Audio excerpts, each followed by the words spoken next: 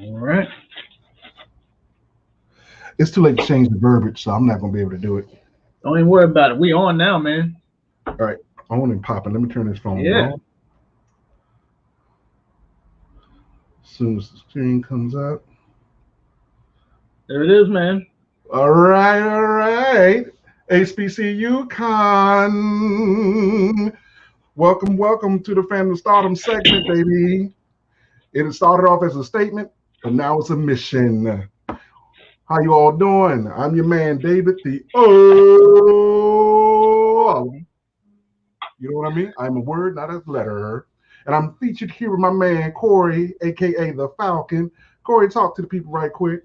Oh my goodness, how y'all doing? This is Corey Morgan. My introduction ain't nowhere near as good as Dave's is, but man, I'm glad to be here with Dave here, representing Fandom and Stardom, teaching folks, all comers, how to turn your passion into a career. Man, this is some good stuff.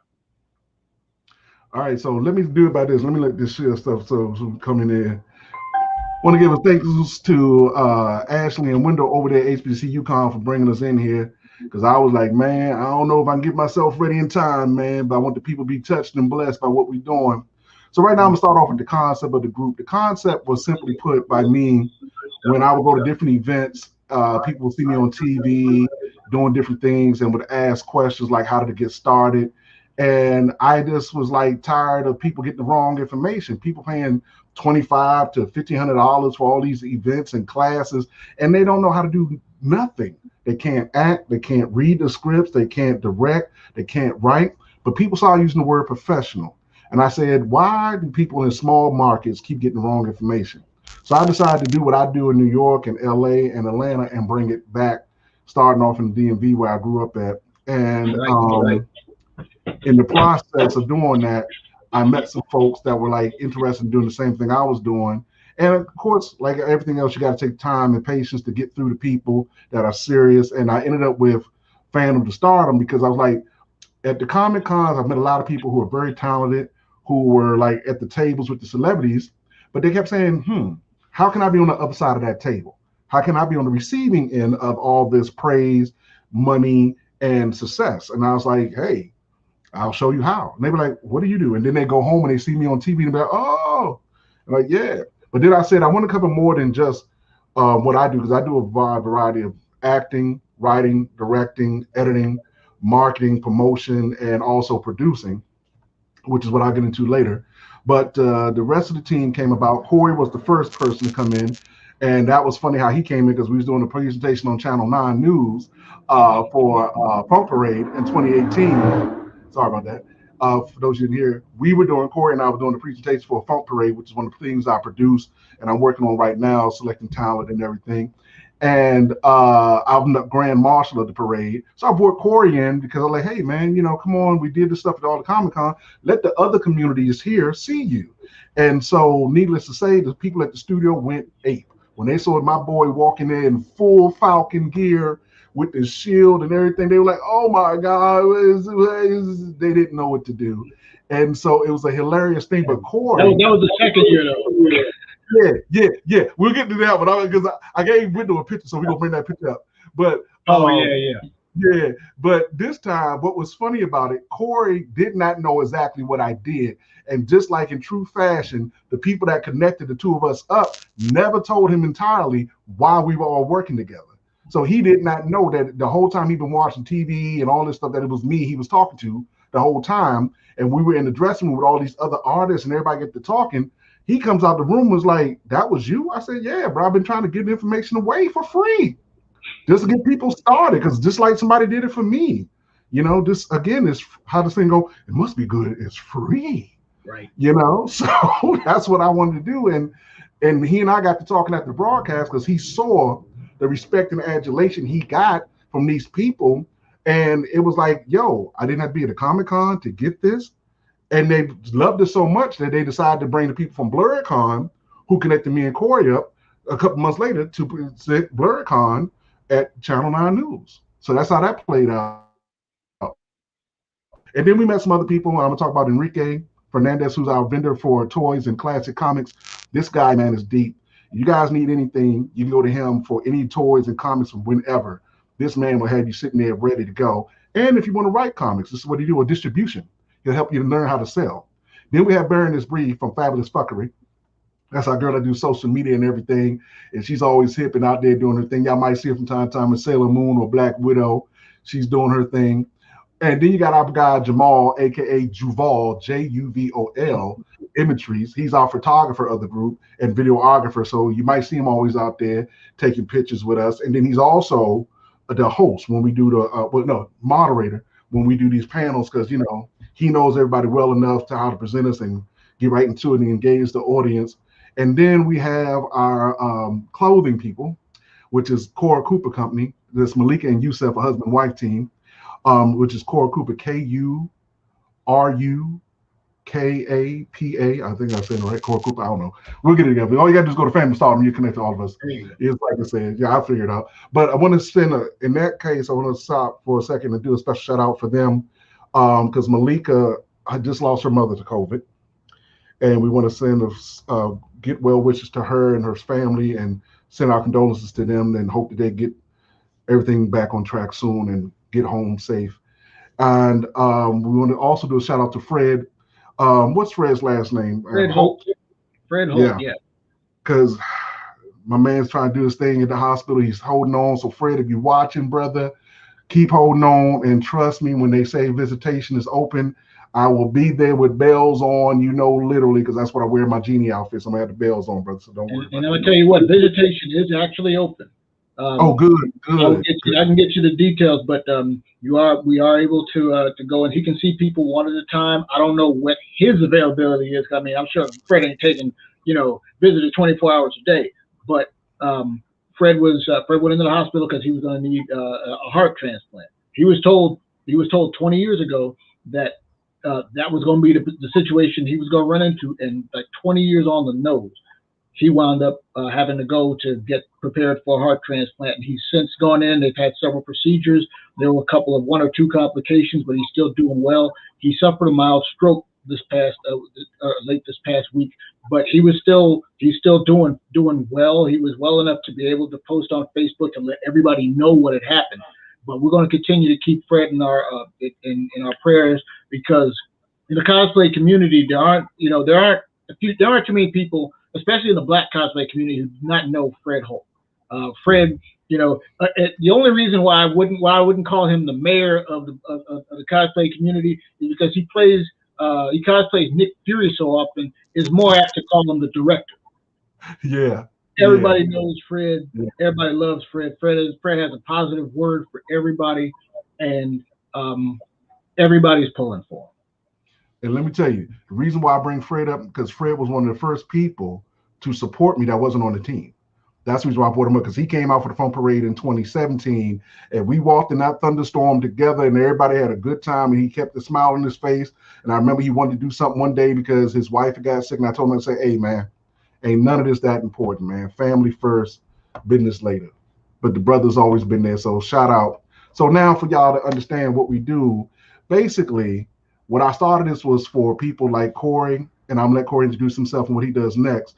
But what we wanted to do was share with you all how to get your business started in the entertainment field, as well as your career, whether you're acting, singing, or dancing. So we generally do this interactive when we go live with people. So hopefully in the coming weeks at the next couple of events, if you follow us on Instagram, we'll be able to tell you where we're going to be at next, and you guys can come and see us and, talk to us. Or right now, if you're on HBC UConn or Gamer Jive, you can send your comments over, and Corey will see them in real time, and we'll get them over to you. And then we'll be able to respond to you right now, because that's what we like to do. If you got questions, you can get started. But basically, I wanted people to have the right information, because the one thing about DC, we were always considered a copycat city in other markets. When anybody came from DC, that's why they belittled go-go and everything for a long time. But you have to fight for originality. And with that, you have to know the right information, and you have to be competitive. So one of the main reasons why I wanted people to get out here was that you have to be able to compete. Knowing yourself, knowing your skills, knowing your talent. Those 3 things will always hold you no matter where you go in the world, no matter who you're up against, you're going to always succeed. And like I've always heard from people, oh, well, I'm not about the money, I'm not about the fame. I'm not telling that. I'm not preaching be famous. That's what these other acting people do, and these other acting classes tell their students, and then they end up being extras for the rest of their career. And they're like, "What happened?" And then they come running to me like, "Dave, how did you do it?" I say, "I work a full-time government job, take care of two stroke victims, both my parents, okay, and I still run a business called Magnificent Productions, and I still do community activism through different organizations like the Fun Parade and the musicianship and the Whammies. Oh, and I want to give a special shout out to Record, who's a pop R&B artist here in the area. And guys, when you see her May 8th on the Fun Parade video, you're going to love it. And if you don't know Record in the Comic-Con scene, you're lame. Okay? Then I want to give a shout out to my man Leon Scott, comedian extraordinaire who works at CBS morning shows here on Channel 9 in the DMV. And man, these people stepped up and they did exactly what this is for, guys. They came to me talking about what they wanted to do, expand their presence into the community as well as abroad. I said, give me some time. When I find the avenues to get you in, I'll work hard to get you in. And sure enough, got them both in, and they're getting paid for this. So again, is it about the money? Yeah, you should be compensated. You know what I'm saying? For what you do and for what you love. So you should never say, oh, it ain't about the money. Hey, man, everything costs. You got to eat. You got to sleep somewhere safe, clean, quiet. You got to pay for your car. You know what I'm saying? So we need to show you how to make this money. And there's a lot of money out here, whether it's through grants or private funding that you can get it, or sponsorship. And we'll get into that next. But without further ado, let me let my man Corey jump on and do what he do. All right, so I don't know how I can top Dave. Dave can run on and give you everything you need in one breath, man. It's fantastic. But I'm gonna tell you what. My name is Corey Morgan. I am I'm in addition to having been a cosplayer for the last 6 years, I'm also a face painter, a face and body artist, which I've been doing for probably about the last I don't know, about the last 12 or 13 years. Started face painting. Yeah, my daughter was 6 when she went to a birthday party, and Noelle turned 21 this year, so it's somewhere in that area. She went to a birthday party. There was a lady there who was doing face painting. She was dressed as a clown, and she was doing some face painting. I was just looking at her, and like any artist, you look at it, and I said, I could do that. That's key. Hold on right there. I want to cut you off, but repeat that, because that's key. That's what a lot of people miss. Say that again for them. Yeah, you look at I looked at it, I said, I could do that. And I'm like, she's getting paid to do this, and I could do what she's doing. And it's not just arrogance or anything like that on my part. It's like, I've been drawing an artist all my life, and I liked what she did, and I thought that's something I could learn to do. And so when she was done, I asked her where she got her materials, where she got her supplies from. And she told me where I could get my supplies from. And I went and bought my stuff. I bought a bunch of beginning face painting equipment and started practicing. And within a month, I was the best face painter I knew. Now, granted, I was the only face painter I knew, but I just knew I was good. And I went and I did a couple of parties, and everybody just loved the work. And then I won't say I made a mistake, but I got on Facebook and found that there was a face painting community of artists doing this very stuff. They've been doing it for years. And I saw the work that they were doing, and I realized I needed 3-4 months work just to be bad at this. That's how much improvement I realized that I needed in order to get better at it. But that's what I just worked on that. And I took classes with some of the best painters in the business and brought my own skills up. And so now, several years later, the lady who, her name is Sylvia, one of my best friends now, lady who showed me where to get my supplies, she was taking my class. I'm actually, I began teaching on one of the largest face and body art organizations in the world. And I incorporated it when I started cosplaying, because I had been face painting before I started cosplaying. Once I started cosplaying, I was painting my own masks on to go with the outfit. And one of the best compliments I can get when I'm in cosplay is when somebody does a double take and they can see that I've got, I got on a leather jacket with the the Falcon or Mr. Terrific stuff, and they look at the mask and they realize that mask isn't fabric, it's not latex, but it's painted and it matched the outfit and it has comic book effects and everything. That's all part of the practice, all part of just getting yourself straight and really applying yourself to the work. That's what I've been doing. That's what I've been doing ever since, and I have a ball with it. Like Dave said, we caught up we caught up through the cosplay to come out and really promote that funk parade, and we clicked, hit it off ever since. Wait a minute, talk about the first year. All Matter right. of fact, hey, hold on. Wendell, there is a picture of Corey and you when we was on the news show. Bring that picture up, my man, please, while he's telling this story. You gotta bring that right picture there. up. Yeah, see, Dave talked about how we was on there, Channel 9 News, and we saw all the people and they loved it. Who was that? That was Maureen Bunyan that I met. Yeah, I got a picture of that. But see, that was the second year. Okay, all right. See that right there, that picture. Right here. Yeah, there we go. That's one. And for the life of you, you will not be able to see where I am in that picture. This was a live shot. Okay, a live shot from us on TV. If you see, Wendell is cosplaying as the Beast, the blue guy on the left side of the screen. And if you look next to Wendell is the lady that is interviewing us, and behind her you see there's something in black and looks like a shield. You see a white star on it. That's me. Okay. See, the first year they had us all line up, and we're a part of the whole production. And I'm telling all of my coworkers, my family, everybody, I'm gonna be on TV, I'm gonna be on television. We're on Good Morning Washington. We're gonna promote this funk parade. Y'all gonna see me in my costume. I got my U.S. Agent Falcon costume on, and I can't prove that I was on that show. Because where you see me right there, that's where I was the whole time. If I tried to move, she moved, and she didn't do it on purpose. But she also didn't pay attention to the fact that there was 6 people in this group, and she was blocking one of them the whole time. But you know what? This is why I'll be telling people when I train them how to be a host. Because even though the producer's in her ear, she wasn't self-aware of her position. And it's like, I'm laughing because the smallest person she was supposed to stand in between us, that's why my mentee, Aaliyah, the girl in the yellow jacket, was there. She's supposed to stand between me and Aaliyah, and then Tia and I, being the 2 tallest people, we're going to flank her on both sides, leaving room for you, Brian, and Wendell to get into the shot. So it's funny. That was the first year. Wendell, go to the other one. You should see you on where it says CBS. To say Corey on CBS. Oh, keep going. That's there right there. Go back, Wendell. Go back. Not that those ain't good pictures. Those are great.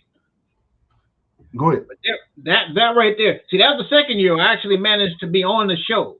I managed to be on camera. This one here, in the previous picture where we actually were able to, they were actually able to shoot us all, and we were able to, be on screen. And I think this is the following year, correct? Yeah, this is 2018. 2018. I was in my Falcon Captain America outfit, got my bald head and my mask painted on, and that one we had a good time on that one. That was good, man. They took care of us that morning. And then the legend Maureen Bunyan, man, a journalist. I mean, she wanted to talk to Corey. I mean, she came up to see this. I was like, let me stand out the way. I'm just the host. I don't matter. You know what I'm saying? Matter of fact, Wendell, go ahead and start. Like, go to his next photo, and I'm gonna let Corey explain each photo. Okay. See, that's my wife Tanoa, and that's me in one of my other Falcon costumes, and Tanoa's in one of the U.S. Agent costumes. Both of us have our masks painted on, and that's what that's what we do. This was last year, and when all the cons got cut off, and we did what we just called home con. We got dressed up. We went out on the back deck and took some good pictures, and just had some fun taking some cosplay photos. My wife and I, we've been married. In May will be 25 years, and she got to love me because we out there. I got her out there dressed up in the superhero outfit, and she was okay with it. And I was gonna say that's the thing, that you can find love in the Comic-Con community. Well, I'm gonna tell you what. She wasn't actually in the community. I kind of dragged her into it, and but she was fine. She has fun with it. I took her with me to the we did the face painting, face and body art conventions, And everybody in the community like knows who I am and knows, my wife and my family. I talk about them all the time. So when we got out to Florida for the big world face painting summit, it was great. And Tanoa was more famous than I was out there. They came crowding up to her, asking her about, how everything was going. They, but it was great. People asking, so you let your husband paint naked women? And wife looked at him. She said, well, not for free, but hey, if there's a paycheck involved, let's go ahead and paint them. So yeah, that's my wife. Love her to death. What's her name? What you got?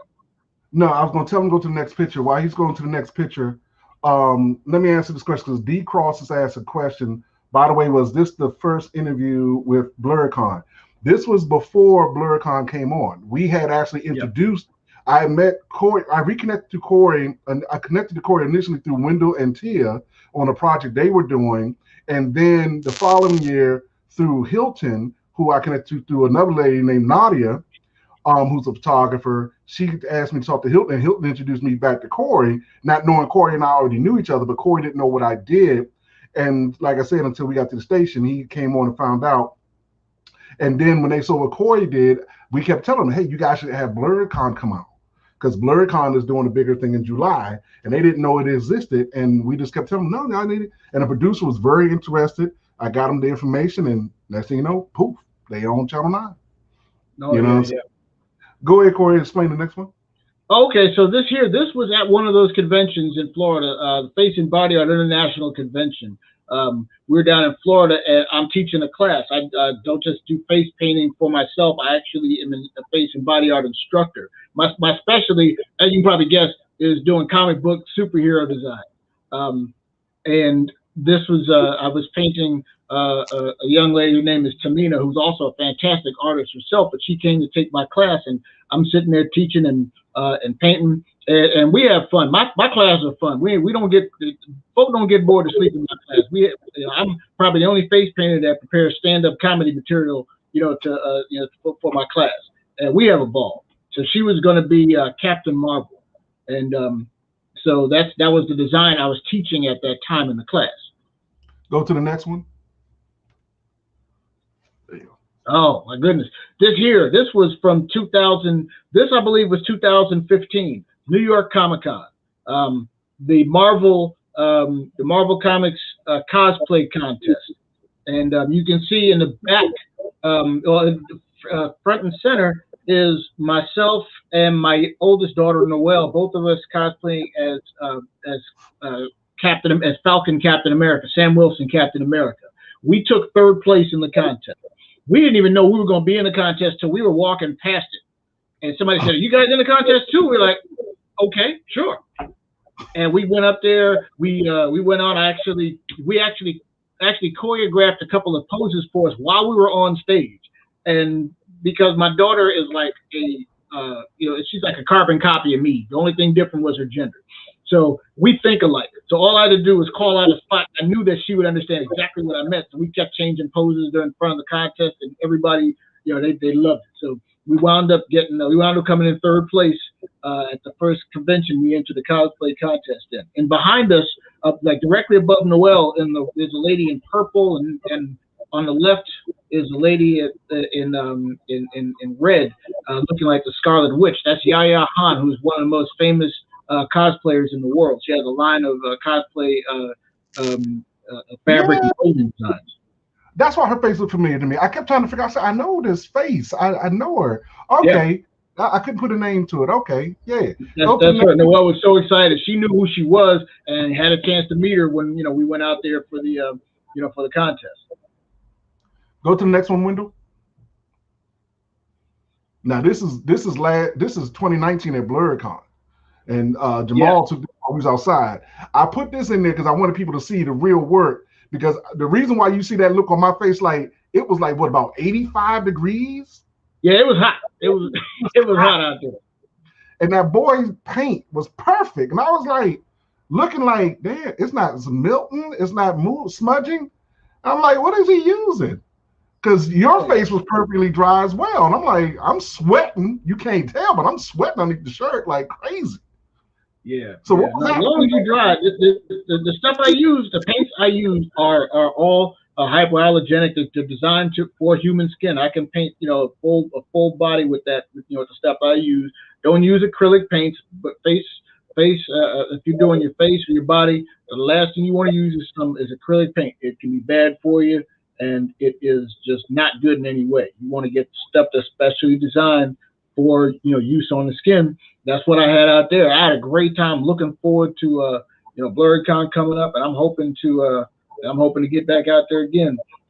Kids Cross, try 95 degrees. That's what it was out there. I believe you. You say it was 95. It was 95. I was out there all day. It was hot. That's what I remember. I remember it was hot. Yeah, it was hot in the hotel. Shoot. And that's why you see me. I got my mask on. I painted my mask on. That's why you don't see me in the rest of that outfit. That's the outfit that I had wasn't the. I normally have my outfits as like a leather jacket, but this one would have been a spandex costume, which still out in 90 plus degree weather, I wasn't gonna be able to wear that for too long. I definitely wasn't gonna be able to take it off too easy either. So I was just in my regular clothes. I painted the mask on. I figured I'll get into the rest of the costume later. But we were out there painting all day. They had the food trucks out there. That was a good event. I'm really looking forward to it coming back up. Wendell, before you go to the next one, we're going to do rapid fire, but I just want to make sure everybody understands. You can find us on Instagram at Fandom2Stardom, just like it's spelled, because right now we're updating everything on Facebook and the other platforms, and we'll have the website up within a month, so you guys will be able to see everybody on the team. Again, you got Cora Cooper Company. They're the costuming and cosplaying company. That's Malik and Yusef Hussein, so you can find them at the Cora Cooper. And then you got Enrique Fernandez, who you can find on Facebook. He's a comic book seller and toy vendor. And then you got Jamal, aka Juval Imagery, on Instagram. That's Juvol. And then you have Baroness Bree, aka Fabulous Fuckery, which is her podcast, and you can find her there. And then this is our new logo we just got. So you'll be seeing that splashing more and more coming up soon. And once again, if you want to know anything else, that's our way you spell it. You go to Instagram, you find us there. And real quick, let's show a couple more of Corey's pictures, and then we're going to jump to this right quick. I see some people asking quick questions. Switch to, by the way, my since we're doing the social media tags, my that was a good one. I can explain that in a minute. My Instagram is Corey291. Corey 1914. COREY1914. That's my Instagram. You can find my Facebook page is Corey Morgan Straight Out of Cosplay. COREYMORGAN Straight Out of Cosplay. Nice easy name. I couldn't believe nobody thought of it first, but this here was 2020 when following the murder of George Floyd, when people out there protesting. One of my characters that I cosplayed most outside of the Falcon is Mr. Terrific. I adopted a different style mask. Normally that character has a big T on his face, but I used the Black Power fist instead. And unbeknownst to me, got picked up by one of the comic book websites, and they actually did an article on it. Like a year later, they did another one on me when I did work on a costume for my youngest daughter, Naomi. But this one here went viral because of just because of the imagery. Go to another one. Go, yeah. This one I love right here, man, because I dig this because I was like, yo, this is father and daughter pick right here. This says it all, man. Right here, you know what I'm saying? We had a good time, man. We had a good time out here. Harry Crossland, who his company, he did the photography through the eyes of H, TRHU, the eyes of H, AITCH. He does fantastic photography, not just cosplay, but he specializes in doing cosplay photography. But he does family events and senior and prom pictures as well. And we went out to the Capitol. To the Lincoln Memorial, and Noel and I both in our Sam Wilson gear. This was an improvement over the one you originally saw us in from New York Comic Con, and we did a bunch of photos out there. Had a good time, and it was especially good. And as a cosplayer, my favorite thing is you meet little kids, you meet children, families, and they see you, and you're real to them. You're not just a guy in a costume. I mean, Batman's a guy in a costume, right? But Batman is real to these kids. I'm dressed up as Captain America. I'm Captain America. And the kids ask me, "You a real superhero?" And I'm never gonna lie to the kid. The kids say, "Are you a real superhero?" And I tell them, "I'm as real as it gets." And that's all the answer they need. As far as they're concerned, I said, "Yes, I am."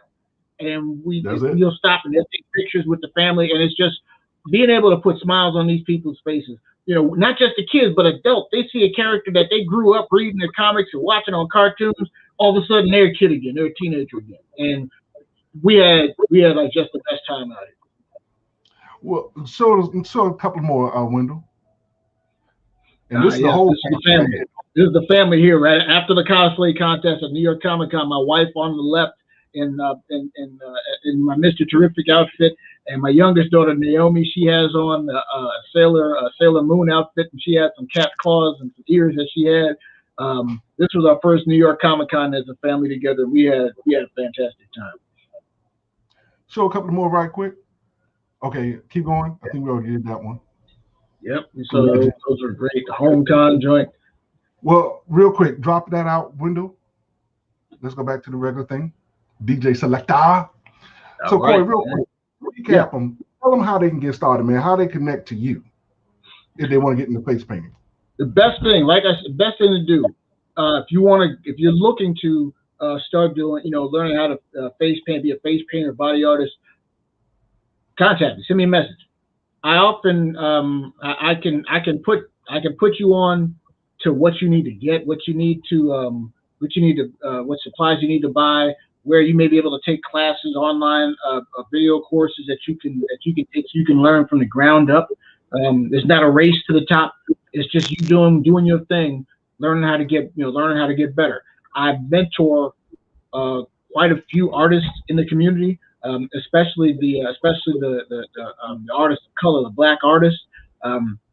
Because there's a lot of things you need to learn, not just how to paint, what designs to paint, but dealing with the community, dealing with other artists, dealing with taking your turning your face painting into a business, how to deal with people, what to charge, how to charge them, when to say no, which is something that a lot of people that ain't figured out that's the most important word in your arsenal, the word no. How to take care of yourself, how to respect your business, because if you don't respect your business, ain't nobody else gonna respect your business. Repeat that. Repeat. Oh my goodness. I charge $125 an hour, and somebody says, "Well, I'm gonna charge. I only want to pay $85 an hour." There are painters who would say, "Well, okay, I'll take it because I need the money." I'm gonna tell them no, because I know what my work and my training and my talent is worth, and these are things that a lot of folks don't know. They don't, because they're just so happy to be doing it, and they're afraid if I don't say yes, I'll never get another job. No, people will try to take advantage of it. And you just have to know enough and be confident enough in what you do and why you're doing it to be able to say no and turn that into a yes. Or say no and be happy that it's no, because there will be somebody that's going to come along afterward, and they're going to accept you for what you're worth. And you're going to do that job, and you're going to feel better doing that job, because ain't nobody had a good day at the office working for a quarter of their pay. All you thinking about the whole time is, I can't believe I'm working for $85 an hour when I should be making $150. You're gonna spend the whole day doing that, and it's gonna affect even your smile ain't gonna be right. But if you stand up for your business, you stand up for yourself, and you respect your business, your client has to respect you too. And you're gonna have the best day on the job, because you know that everything that you were supposed to be doing got done. You have my I gave my but as far as contact me, my Facebook page, like I said, Corey Morgan straight out. No, that's not it. That's my cosplay page. My face painting page, Corey's face painting. Easy. COREYS face painting, common spelling. You can reach me there. You can see a lot of my work. You can send me a message. You'll just say, "Hey, I'm interested in learning how to face paint. What do I need to do?" And I can put you through to even certain conventions that come along in this area, where you can learn from the ground up. And before you say, "Oh, I don't know if I'm going to do conventions, it may cost money." If you're starting at the bottom, that's where the investment kicks in. You want your thing to work. You want this thing to. You trying to start a business. You're going to invest in your business. When you do that, when you start that, nobody's saying to go into, go into bankruptcy trying to fund your face painting business, but you do need to invest in learning how to do it, do the job, getting the right materials. And once you do that and you get started, people are going to come to you. And you're going to, their return on that investment will be quick if you are dedicated and you want to do this work. Contact me through either through Instagram, like I said, COREY1914. Hit me up on my on my Facebook page, and we can talk. I live to teach. I'm following in Miss Sylvia's example. She's the one. When I asked her, "How can I start this?" She didn't even blink. She told me how. I have to pay that forward. Now let me say this. Let me recap what he's telling y'all, because this is what I want y'all to understand.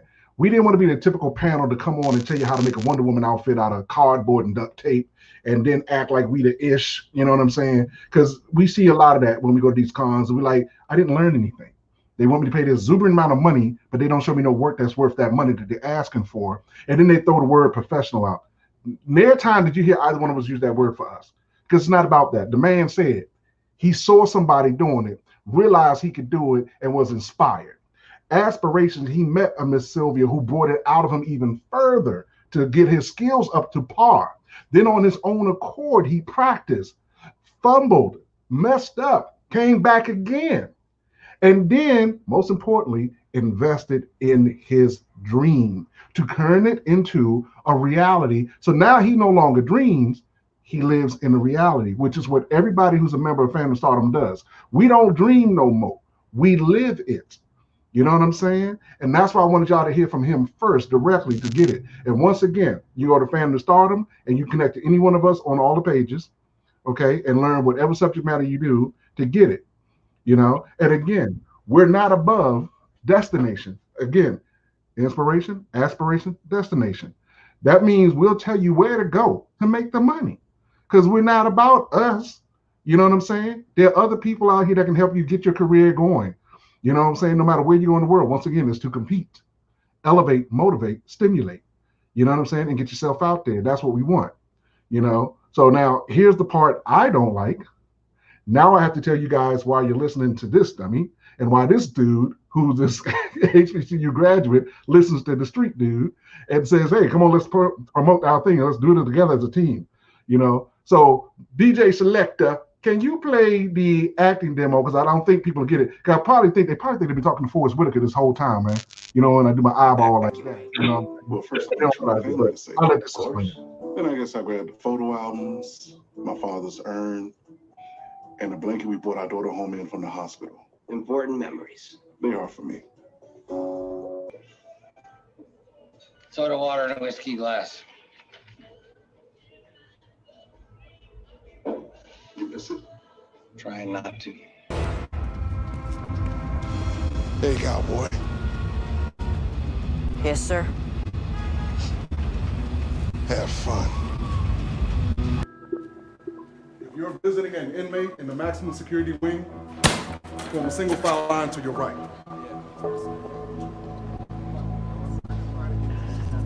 Michelle Pfeiffer, bro. Excuse me.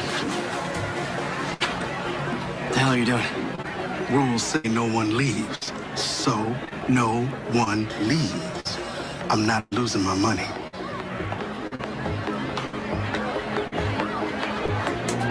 Wait. He's below us. Steal their phone.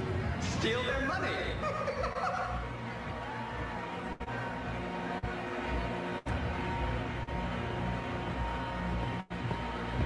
How about you give us your phones?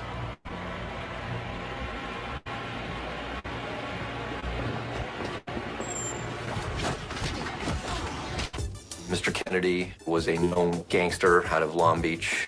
He was part of the Long Beach Insane Crips, had an extensive criminal record, including an attempt murder. They then called Mr. Hawks, who came out and picked all three of them up.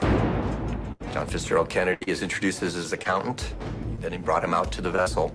JFK feigns being seasick and says, I have to go below to the bathroom. Mr. Hawks went down to check on JFK, and Schuyler followed. Once Schuyler followed down there, they physically overpowered Mr. Hawks. tasered. They basically wrestled him to the ground, and he's handcuffed downstairs.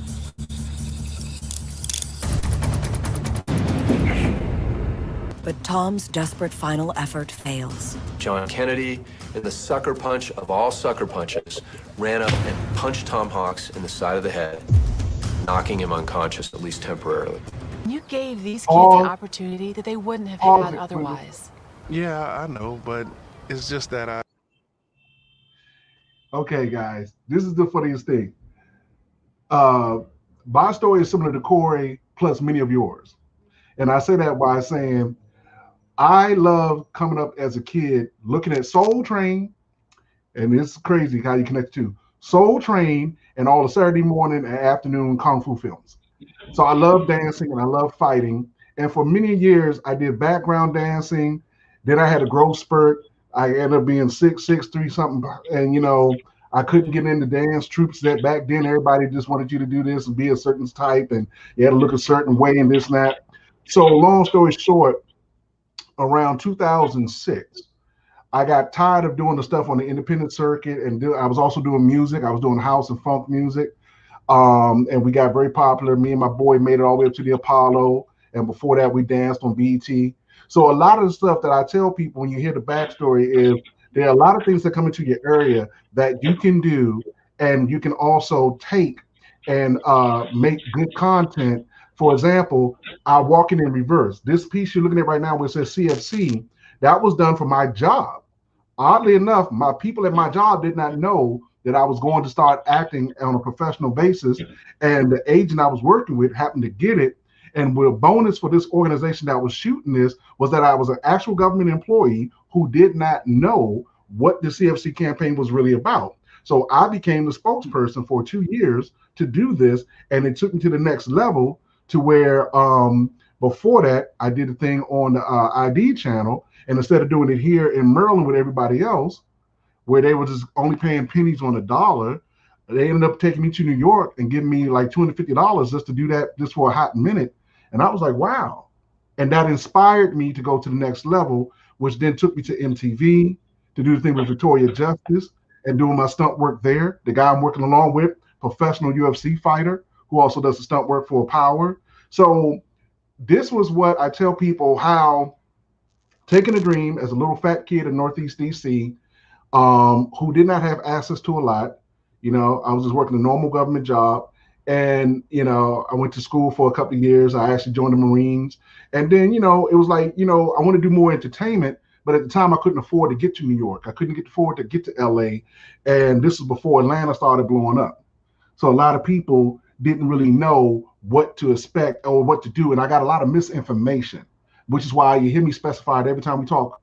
I want people to get the right information to get out there. You can take this off the screen, Wendell. And it was important to me. And then that led for me doing the thing with MTV to get over to doing the thing for HBO with Robert De Niro, Michelle Pfeiffer. And you want to talk about a dream opportunity, bro. I did not know it's the week of the Million Man March reunion. I'm going up to New York. I'm in pain. This is why I tell people, even if you have physical disabilities, you can still do this. Even if you have mental disabilities, you can still do this. Nothing can stop you unless you want to be stopped. And I say that because that weekend I was in severe pain, type 2 diabetic, just to let y'all know. You know what I'm saying? And I get major cramps a lot, but I have no choice. I couldn't afford to get the planes and fancy trains. So I'm taking Megabus, Greyhound, Peter Pan, you name it. I'm cramped up, but I'm doing what I got to do. It's raining. I get up there. They take me to one location, upstate New York. Then they take me to a prison. We're in a real prison doing that scene at 11:30 on a Friday night. And anybody who came up in DC between the 70s and the 80s up to the 90s, y'all know about Lorton. So anytime a black man get me in jail, it's like, And then they dressed me as a police officer, made it worse because we're in a real jail. The real police officers talk to me, and guess who comes walking through the door? They say, clear the hallway for the actors to come through. I'm thinking, oh, it must be some big fat woman or somebody who's just huge, or they're just so special we can't be nowhere near them. We're in a big hallway, and lo and behold, Michelle Pfeiffer come walking through.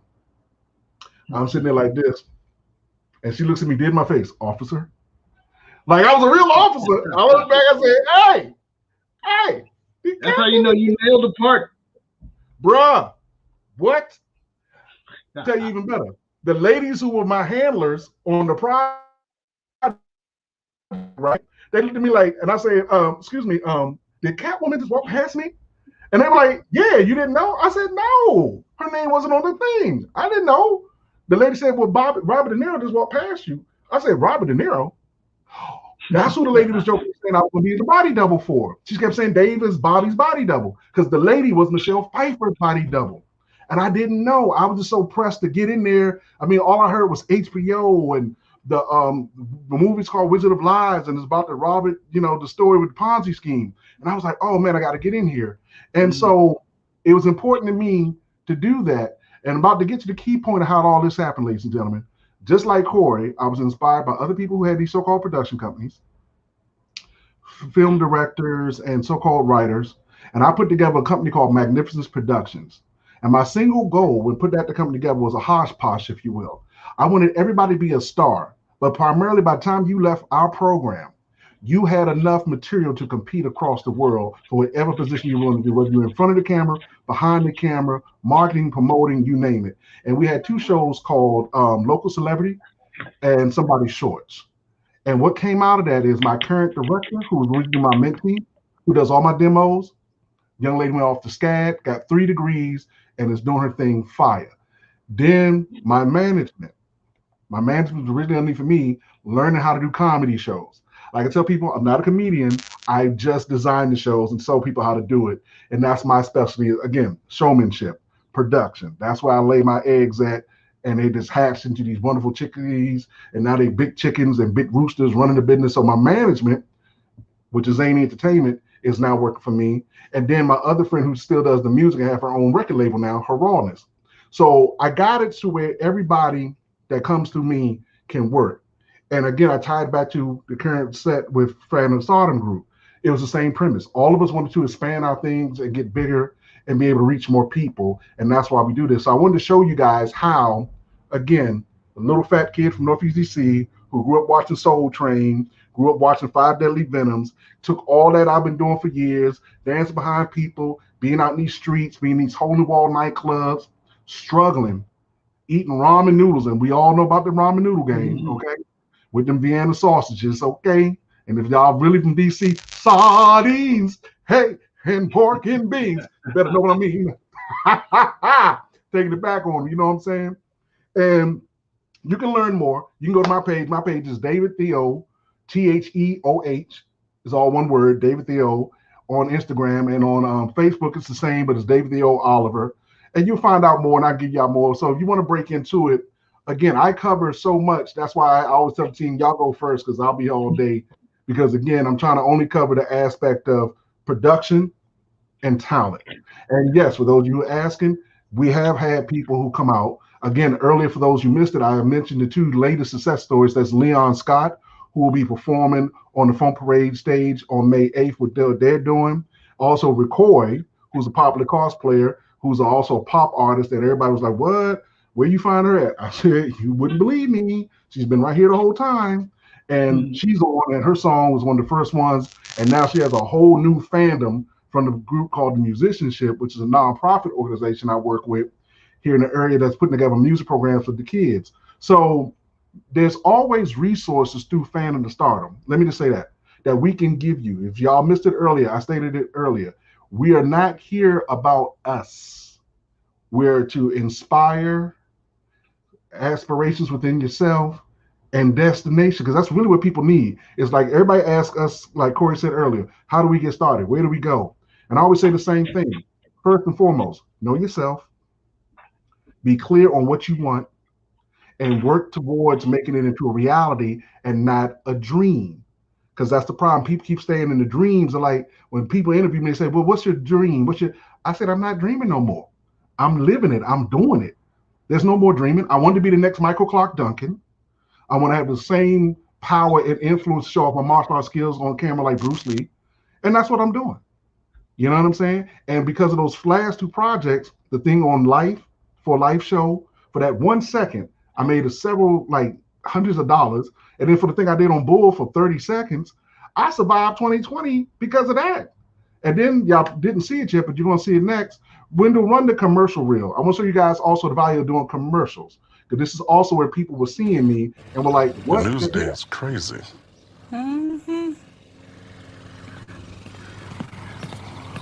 You're not going anywhere dressed like that. Why? You know why. Corey, can you hear me? Yeah. Guys, I'm going to explain this while we're doing it. This is shot in Canada for the NFL.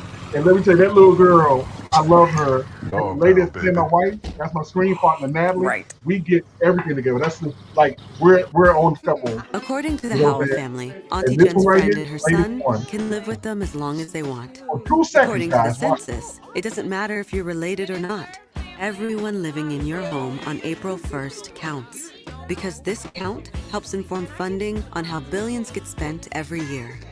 And where there are more people, there are more needs. Complete the census online. I just want to show y'all that one because for 2 seconds, that gave me several thousands of dollars to make it through 2020.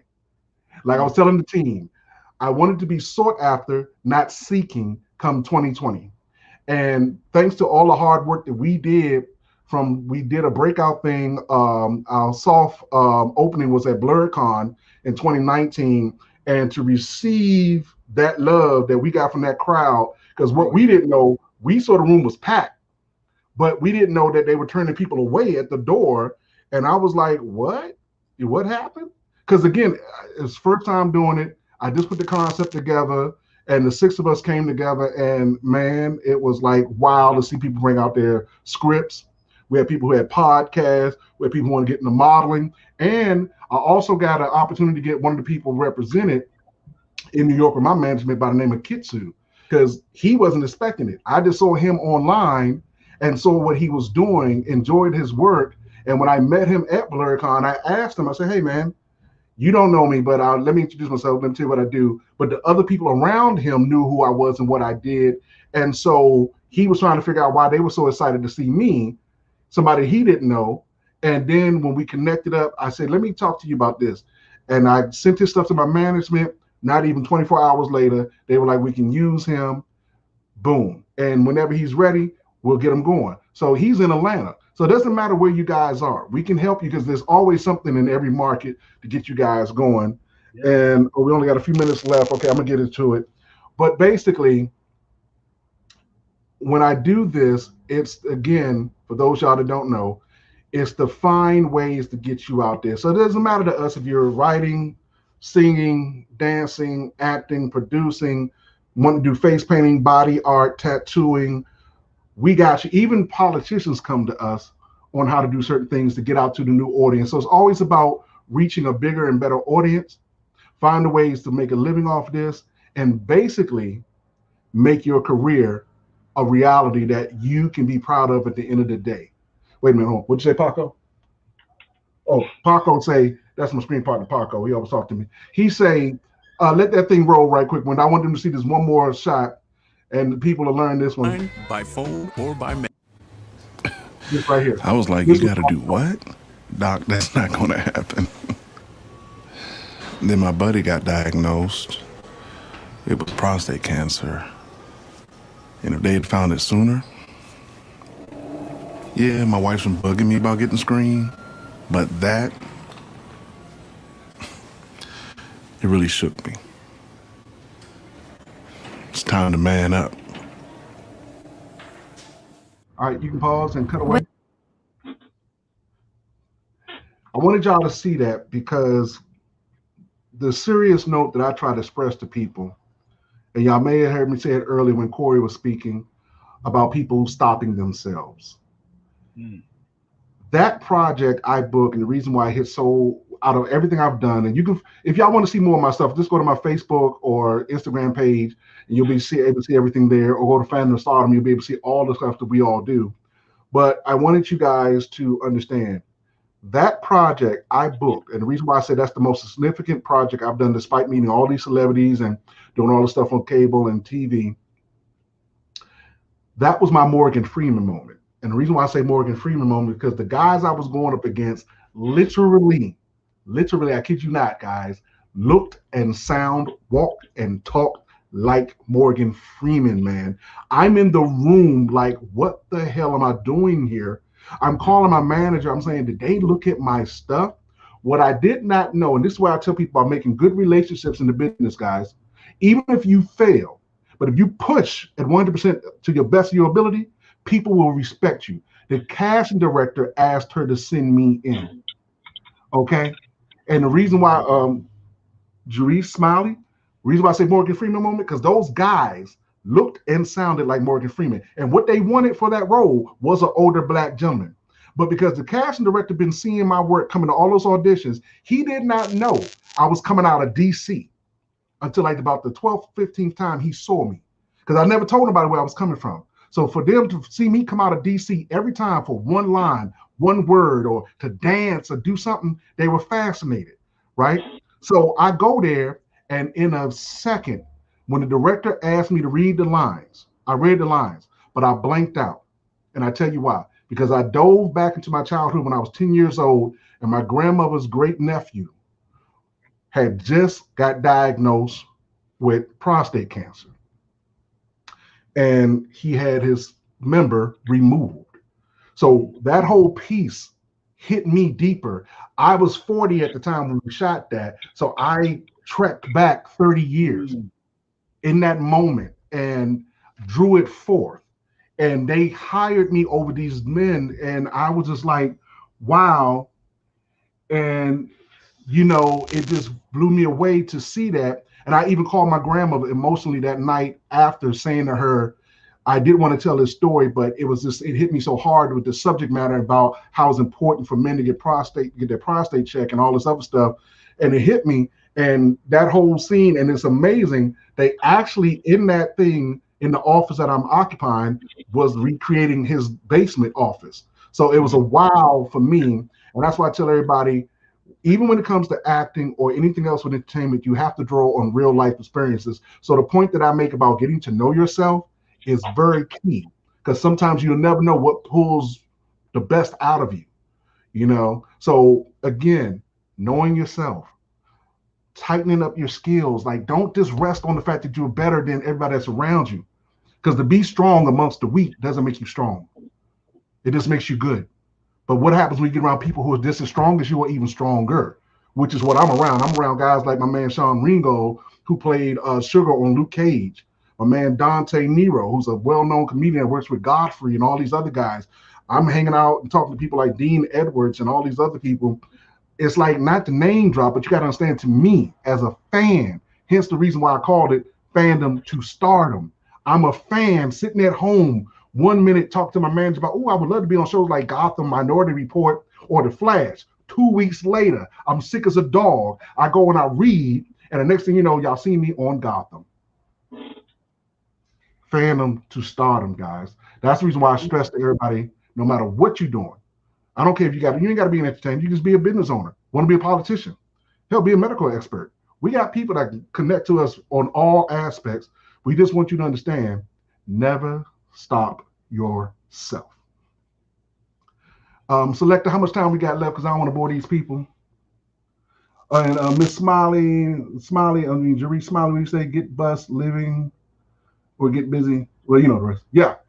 Yeah, that's my favorite movie right there. Yeah. One of them is Shawshank Redemption. I can watch that. I can watch that over and over again.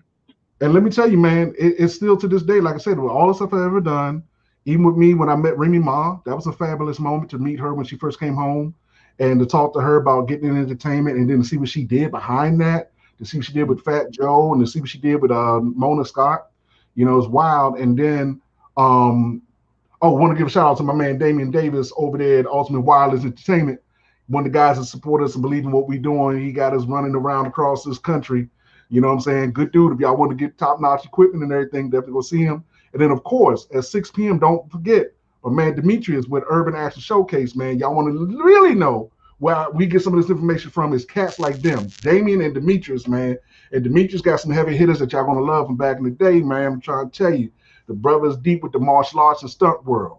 If y'all don't know, you better know. See him at 6 p.m. today, man. And I'm sorry, we got to get ready to go, because I think we're down to the last minute. I don't know, DJ Selector, a.k.a. Wendell It's going to shut us down on that. But Corey, you want to do a shout out before we go or say goodbye? Hey, we got the last 20 seconds on. Thanks again for everybody for coming out. Had a good time. Check out, hooked up my Batman face design while we were talking, just to show you guys this is what we do. You know, we and there's room at the top. We're trying to help everybody get there. There's room for everybody to eat. Fandom and Stardom. We love it. We love y'all. And once again, I want to say if y'all want to see anything, go to Fandom and Stardom. It's typed like a spell. It's a statement, and now it's a mission. And if you want to see Corey, you catch him out of his site. You want to see me, see mine, and we out. Right. Hey, real quick, Dave. You don't have to go anywhere just yet. It looks like our next panel is going to be a little bit late because they haven't popped in yet. So y'all can keep on talking if you want. Hey. Oh, okay. We can do this all day, man. We do it, man. I was just trying to make it interactive for the audience. Is people still watching? I'm putting you like this. Or anything, want to know anything, man? We're sitting right. We're here. As long as we got time, we can answer questions. Since we family and I know y'all both dearly. Y'all out there watching in television land, and Facebook Live and YouTube Live. Everything they said is 100% because I've been knowing Dave for a good 8-9 years now. He's filmed some stuff with me. I've filmed some stuff with him. Yeah, he's worn costumes that I've made for him. Oh, wait a minute, bruh. See if you can find that. I'm getting ready to drop that. Okay, but wait, hold up. We got to address my man Joshua. Corey, this is for you. He says the detail on the face paint while on stream is amazing. The brother is talented. That's why you think I like to say to people, I work with the best of the best. Corey, you can respond to Joshua because he's getting your artwork. Hey, I appreciate it, man. This is what we do. That's that practice. Y'all probably didn't catch. I was painting with both hands. I can paint left and right handed, semi-ambidextrous. We're trying to make this thing work because, real talk, there ain't a whole lot of us in that business. As far as black male face painters, most people couldn't name more than 2. Matter of fact, most people can't name more than me. There's not a lot of us. Yeah, who else you talking about? In any other form of business, whether it's in the theater and in the boardroom, in the office, or whatever, for us, y'all already know. Especially if you went to a HBCU, you had it drilled into you. You got to be twice as good. It could be to be considered half as good. I couldn't, as a black male painter in an industry that's dominated mainly by white women, I can't just walk in there and be decent. I can't just walk in there and be good. I have to stand out immediately, or else I'm not even there. So yeah, I appreciate that, Josh. Yeah, that's what we're shooting for. We're trying to make this thing look as good as possible. Trying to push the envelope as far as we can, get as good as we can, because that's the only way somebody's gonna recognize me in that crowd and be able to say that I deserve my place there. Go ahead, Wendell. What were you about to say? I'm sorry. No, I was getting ready to go ahead and before I got to go to say what Corey's done with me and done for me. I mean, he's the man who painted Apocalypse on my head. And had people driving over, and had people on 495 looking like, oh my God. That's Apocalypse in a 2015 doggone Acadia. Driving down the highway. It was even worse once I got out the car and put everything on. Oh, but wait a minute. Do you got the picture of the outfits you made for me? I do, but it might take a second to find it. Okay, because I'm gonna tell people how we can make it. Okay, we've got some time. Okay, like I'm just folks.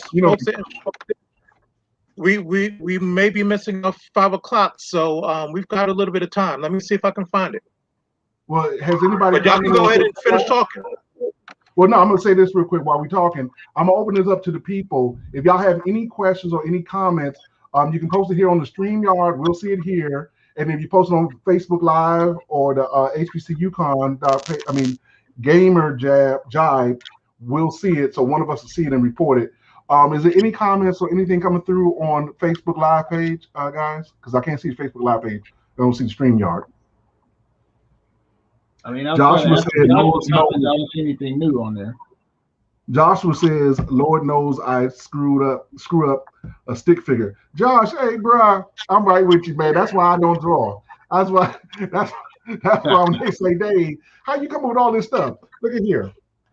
I write it down, okay, in these crazy notes, and I give it to people like Wendell or Corey and say, look at him, make it real, make it real, man. Because one thing I'll tell y'all, they went to HBCU. I said it earlier. I'm the street dude. You know what I'm saying? You probably can't tell because I'm sitting there trying to dwarf myself. Oh yeah, oh man, bruh, y'all just don't know. I asked some people around the area. I ain't gonna say no names, so I want to put people out there. I remember asking around because I'm not into the Comic Con world. I'm just Dave in a costume. I'm a personality. That's what I build myself as. That's why I'm the O, TheOH. I am the O, David the O. I'm the O because people say David O. I'm like, no, no. There's the Nigerian singer. There's the track star David Oliver. You know what I'm saying? But I am David the O, and then there's a Japanese actor David O. So now I'm David the O, the only one.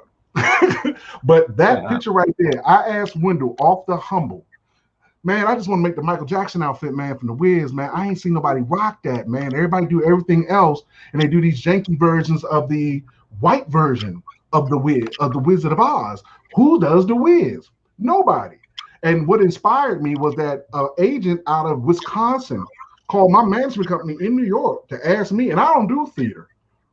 I tell y'all again, I'm the street dude. I'm the naturally talented dude that just saw some stuff. I love to dance. Dance is my specialty. But when they said, "Can you come play the lion in our version of the Wiz in Wisconsin?" I was like, "Oh my God!" I was at a whole nother level. So when I asked Wendell to do this, because the other guy kept telling me, "Oh, I don't. It's gonna take 6 months to a year." My man Wendell came through in less than 3 weeks. Okay, put that outfit together, and I mean, it killed. I went up on U Street. I went to my maybe 10 parties. Everybody, oh my God, oh my God. I mean, I took a bunch of pictures, and as usual, nobody never tags me. So I don't know where they at. It's always the same story. I got 30,000 pictures on the internet. So everybody like, I saw you at such and such. Was I? Yeah, they have pictures. I don't got none. But it went crazier because after that, and I don't know if you can find it. Did I send it to you? Probably not. I don't remember. Well, for you guys to know, in 2016, my mom had her stroke on Christmas Day in 2015. And I had been taking care of her for several months at that. And I needed a break, and I was really struggling. And so a friend of mine was talking about the Michael Jackson celebration that Spike Lee put on annually. And I didn't know about it. I watched the thing on Showtime, the documentary they had on. I said, wow, this would be really great. And even though I went to New York a lot, I only stayed in Manhattan. So this would have been my first time trekking into Brooklyn. And so long story short, we all got together. I ran into some other friends of mine from the House Nation group, who know me for house music. And we all walked. Literally, we reenacted it, not even realizing it. We reenacted walking across the bridge doing the Wiz. And it got to the other side. We were so burnt out, we said, screw that. We're jumping in Uber because it was another 20-minute walk to get to the festival. And so we get there, and if y'all go to my page, you'll see the reaction, because this is how I met Dean Edwards, y'all just saw him on She's Ready. On They Ready special with Netflix with Tiffany Haddish. And Sway in the Morning. My God. When I walked in, and this is why I tell all you cosplayers about, don't be afraid to take what you love to do and take it another way. Because again, I'm not a cosplayer. I'm just Dave in a costume, which is what I identify as, because that's what people see me. They just see my personality, and it's just like your favorite video game character. You just put them in a different skin or clothing, and it's still that character, right? So when I get there, I'm dressed up, and I thought these diehard Brooklyn dudes were going to, man, who this clown? Literally, we got within a half a block of the stage, whole place going crazy. Okay, they could not fathom. They had all the other guys dressed as other versions of Michael Jackson. Here I come, 6'6", 350 pounds, built like a linebacker, dressed as the Scarecrow, and everybody went crazy. Spike Lee, they had to call Spike Lee off the back of the stage. He was like, oh my God. And if y'all go to my Facebook page, you'll see the video clip of me performing with the crowd.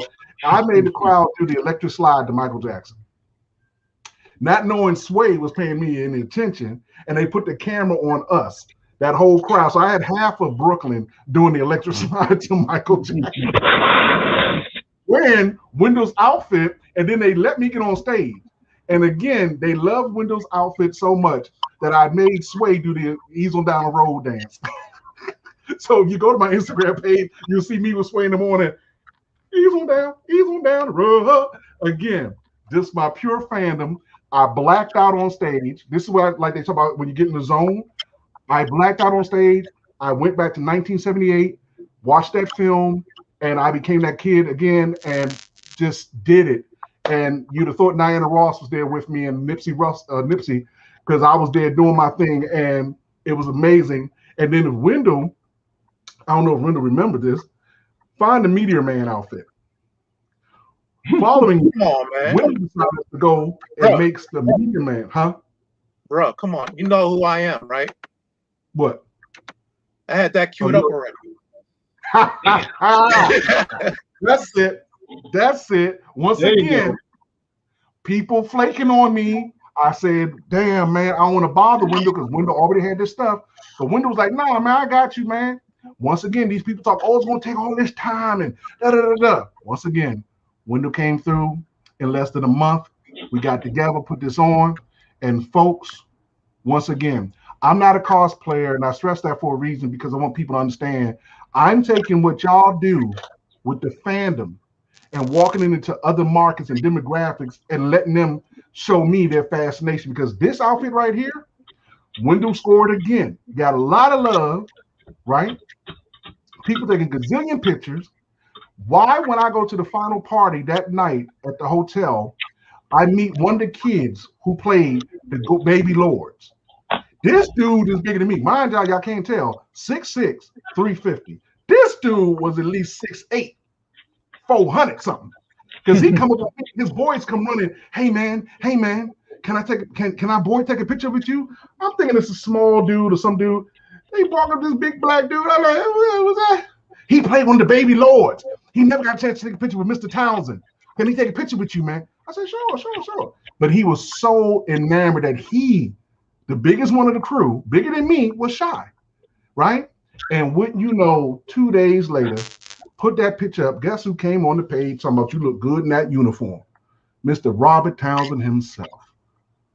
Man, I like to jump out my drawers, man, and run across the room, butt naked, screaming, ah!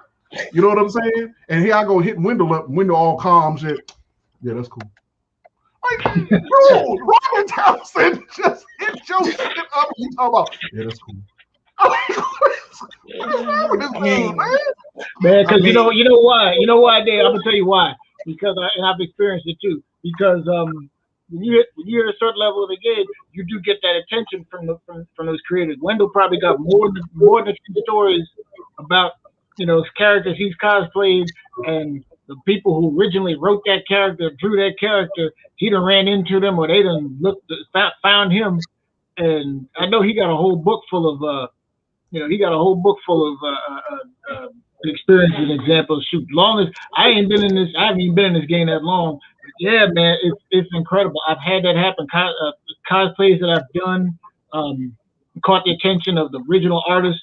There was one I did. There was one cosplay I did. The character is called U.S. Agent, and it was a character that Captain America actually did when he had the costume taken away from him back in the 80s. And I adapted the costume to that of the Falcon. So I did like a Falcon U.S. Agent. In fact, that's the character I was in that TV spot that I didn't appear in. And what I did, I showed it. I put an edit up on Twitter. And the editor-in-chief of the managing editor of Marvel Comics responded and said, we should have thought of that. Because they were doing a storyline where the Falcon, who had taken over as Captain America in the comics, had quit being Captain America and was being chased down by like the government or whatever. And I thought that would be perfect if he took up that U.S. agent thing and was being chased by S.H.I.E.L.D. And I did an edit of myself being, flying and being chased by a S.H.I.E.L.D. helicarrier with the weapons flying. And Tom Brevoort, who was the managing editor of Marvel, said, we should have thought of that first. But you see what I'm saying? I'm glad you brought that up because what I want people to understand that we are doing with those type of opportunities, you can turn them into an actual business or career because that's what happened. Because a lot of people don't get that. So yeah, I understood he was like cool, but I was telling him, I said, but see, this is the other thing too, people. If you don't really want it, Corey said it best earlier.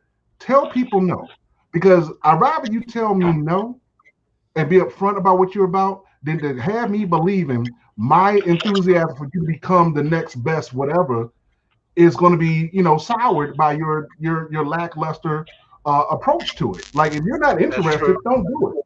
You know what I'm saying? True. Like I had somebody ask me recently to do a set on their show like I was a stand-up comedian.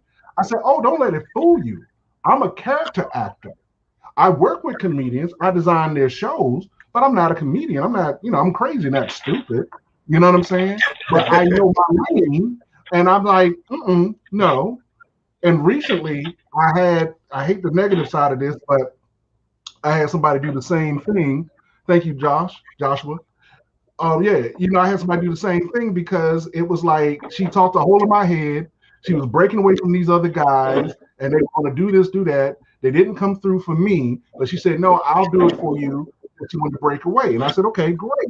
But then she faltered. She got scared. And this is why I tell people, when you come talk to this team, just remember one thing. You only got one gear. That's get dressed and go. We're not here to hear your story.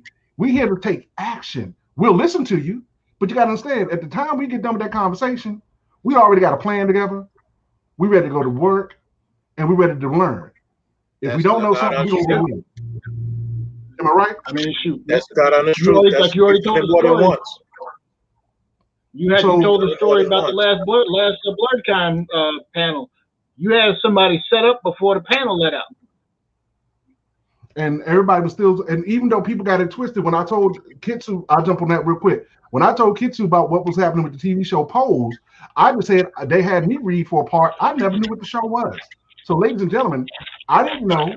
They wanted me to read a character. It turns out it was the character in the hospital who had died from cancer sitting in the room next to Billy Porter. And Billy Porter has a dream sequence. So I didn't know. I'd never seen the show, didn't know the concept. I actually mixed it up with the show that Whoopi Goldberg did years prior called Strut, which was a reality show about transgender modeling.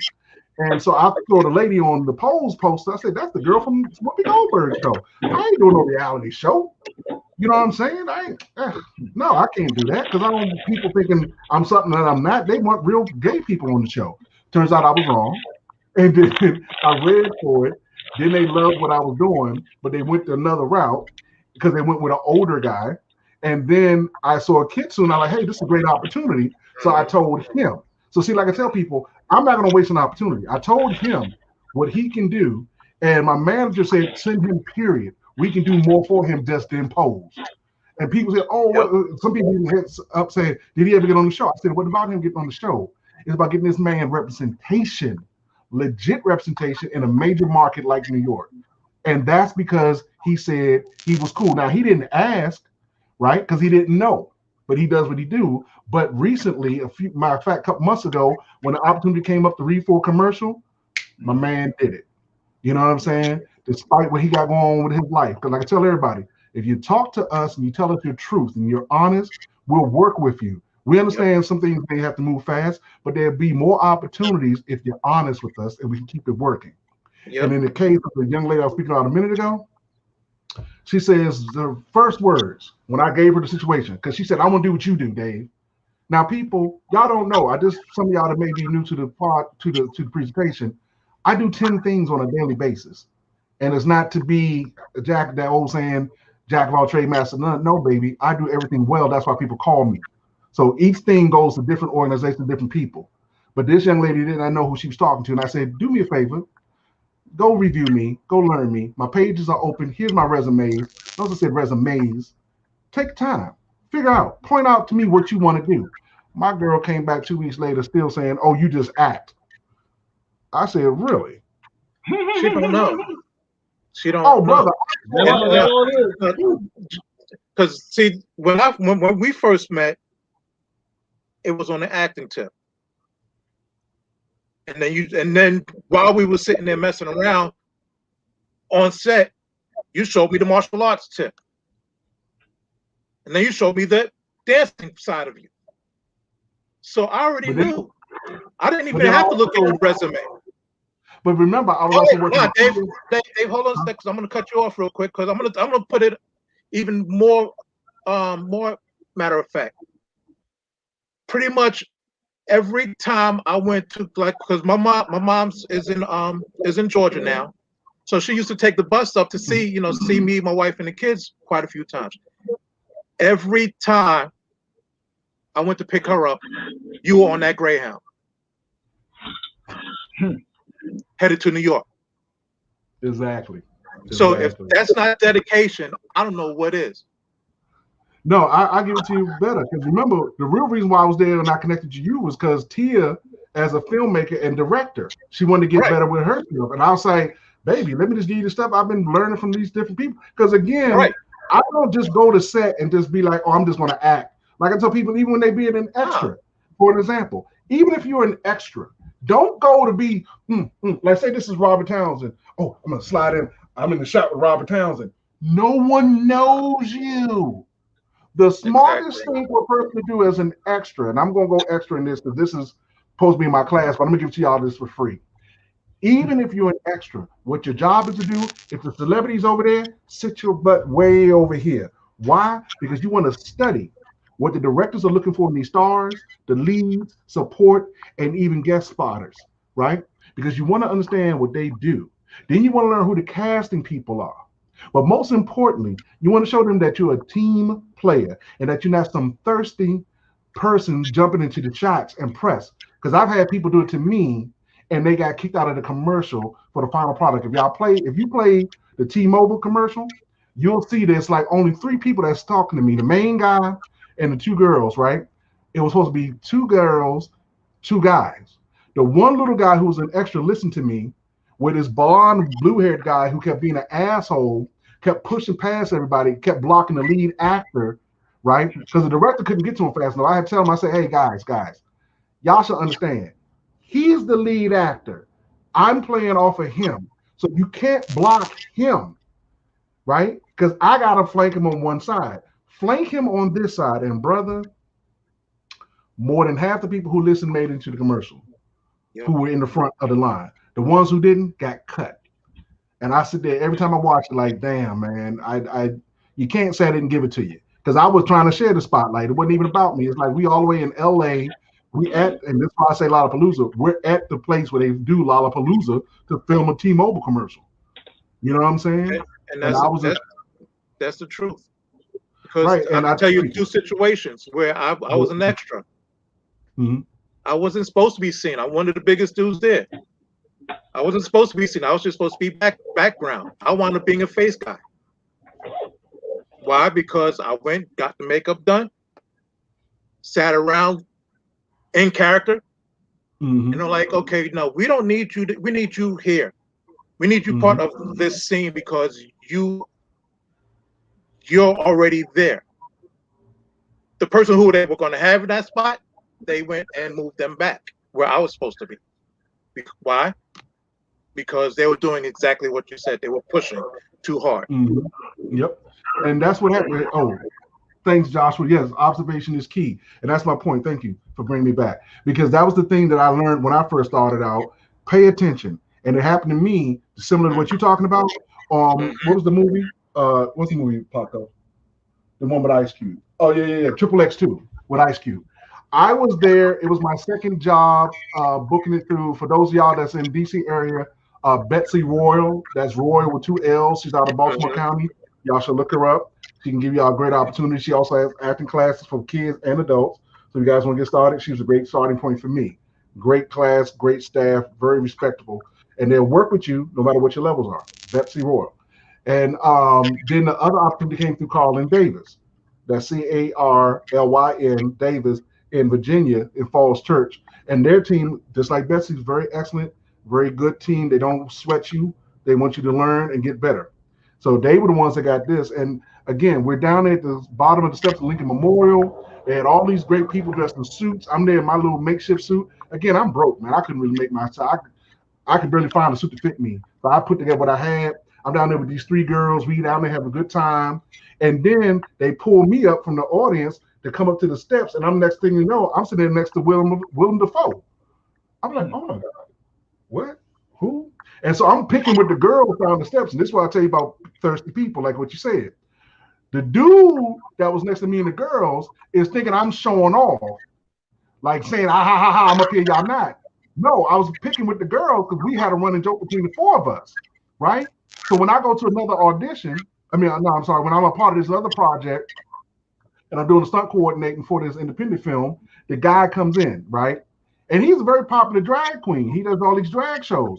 So when he said, yeah, I remember meeting you at this thing for the Ice Cube movie, and we thought you were showing up, I said, what? And I said, damn, how you get that, dude, when I'm talking to the 3 girls? I wasn't pressed to be up there. We making the same money no matter what. $150. You're not getting no more than that. You know what I'm saying? But that's what people don't understand. I was chilling, having a good time, but he too busy watching me. Same with these other people who want to be up on top and be all thirsty. How about if you just did what they asked? Stood where you're supposed to stand. Do your job. Keep your mouth shut. Watch the room. Then when you get your opportunities, they'll pull you up. And that's what happened. Next thing you know, I'm on Simple Life 3 with Paris Hilton and Nicole Richie doing a split. You know what I'm saying? And I got my start in reality shows. Then Mona Scott came to the area with her thing for her kind of competition with Missy Elliott. Next thing you know, I'm on national television. People thought I was on American Idol. But that same morning that they did the Mona Scott thing, I ended up on WPGC 93.9, Fox Morning News, and then on Hot 99.5 because they were playing my song for their song competition. So again, it's all in how you do it, and you got to be with the common sense to understand. If you get in front of people and you tell people what you want to do, guess what? They may be somebody who say, okay, I got you. Now what? Yeah, and people run. So back to the point of the other person, they ran. And if a man is on here, I got to give Leon Scott. Leon may not remember this, but Leon a couple of years ago had told me about what he wanted to do with his comedy. He was just starting out, and long story short, I was auditioning up in New York for something on ABC. Then I got the word from a manager, Jamie Foxx, to start a new show on Fox, and he looked for up-and-coming comedians. So you know what I did? After my audition, I'm in ABC Studios above Central Park. I called Leon. I said, Leon, great opportunity, man. You know what's up? Because he wasn't expecting me to give him that opportunity, right? But there's something that Leon said to me that made me realize what I should do moving forward with anybody else, and I had to respect this man. Because man to man, he told me honestly he was not ready. Even though I thought he was the best thing coming out with the comedy that I saw in this area in a while, he like, Dave, I'm not ready to do it on the level you're doing it. He understood in that moment levels, right? And I had to respect him for that, because here I am in the middle of ABC Studios. I just read for a TV show, and I'm seeing all this stuff on the wall, and I said, I want to share this with somebody, right? And immediately, when my manager called me about that Jamie Foxx audition, I said, man, no, you got to get my boy Leon. Leon's funny as hell, man. He does this thing called Grind My Gears. That's right, I remember Leon, Grind My Gears. And man, he was just honest with me. And I said, brother, don't you worry about it. Whenever you're ready, the opportunity is always there. Fast forward, last year, I've seen him on this thing with what he's doing with CBS Morning Show, told my manager about him, and now when New York opened back up, Leon has representation in New York. And most recently, Funk Parade people want to bring him on to do his comedy set on May 8th. So that's why I tell people about the honesty. If you talk to Fandom Stardom, understand, we're not sitting around. Opportunities come to us. We have no problem sharing. And most importantly, we have no problem sharing it with you. I'm going to shut up. Bullock. Alfie Bullock. What did you do? Y'all know Corey, what are you painting on you? What you painting on your face? Batman? What did I paint on my face? What did I do? Oh man, I just this is my Batman right here, man. Okay. Yeah. That got the this ain't the face painting that y'all that the kids are used to at the parties. But when I do a party, this is what it looks like. I get the comic book effect. I got all the all the stuff, all the the extra stuff, the shading, the highlighting on there. One of the things that I've been working on doing over the last couple of years is, well, it's not just what I've been working on the last couple of years. It's what I've tried to do in every aspect of my career doing body painting. Is that in anything you got to stand out. You got to make yourself indispensable. If you look at my stuff and it look like everybody else's stuff, then you're not gonna be able to give a good reason why there's no good reason why you should hire me as opposed to the next guy. But if you say, "Oh, I need something that stands out," and you see this and nobody else is painting it like this, you're standing out. I tell them it's one of the things that I tell my artists when when I'm training them, when I'm teaching them.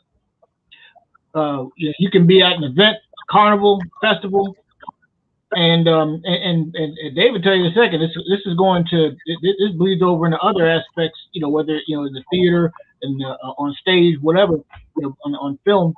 I tell people there ain't but two types of face painters in this world. If you're at an event, there's more than one painter there. There can be 6 painters. There ain't but 2 types. There's the face painter, and there's the other face painter.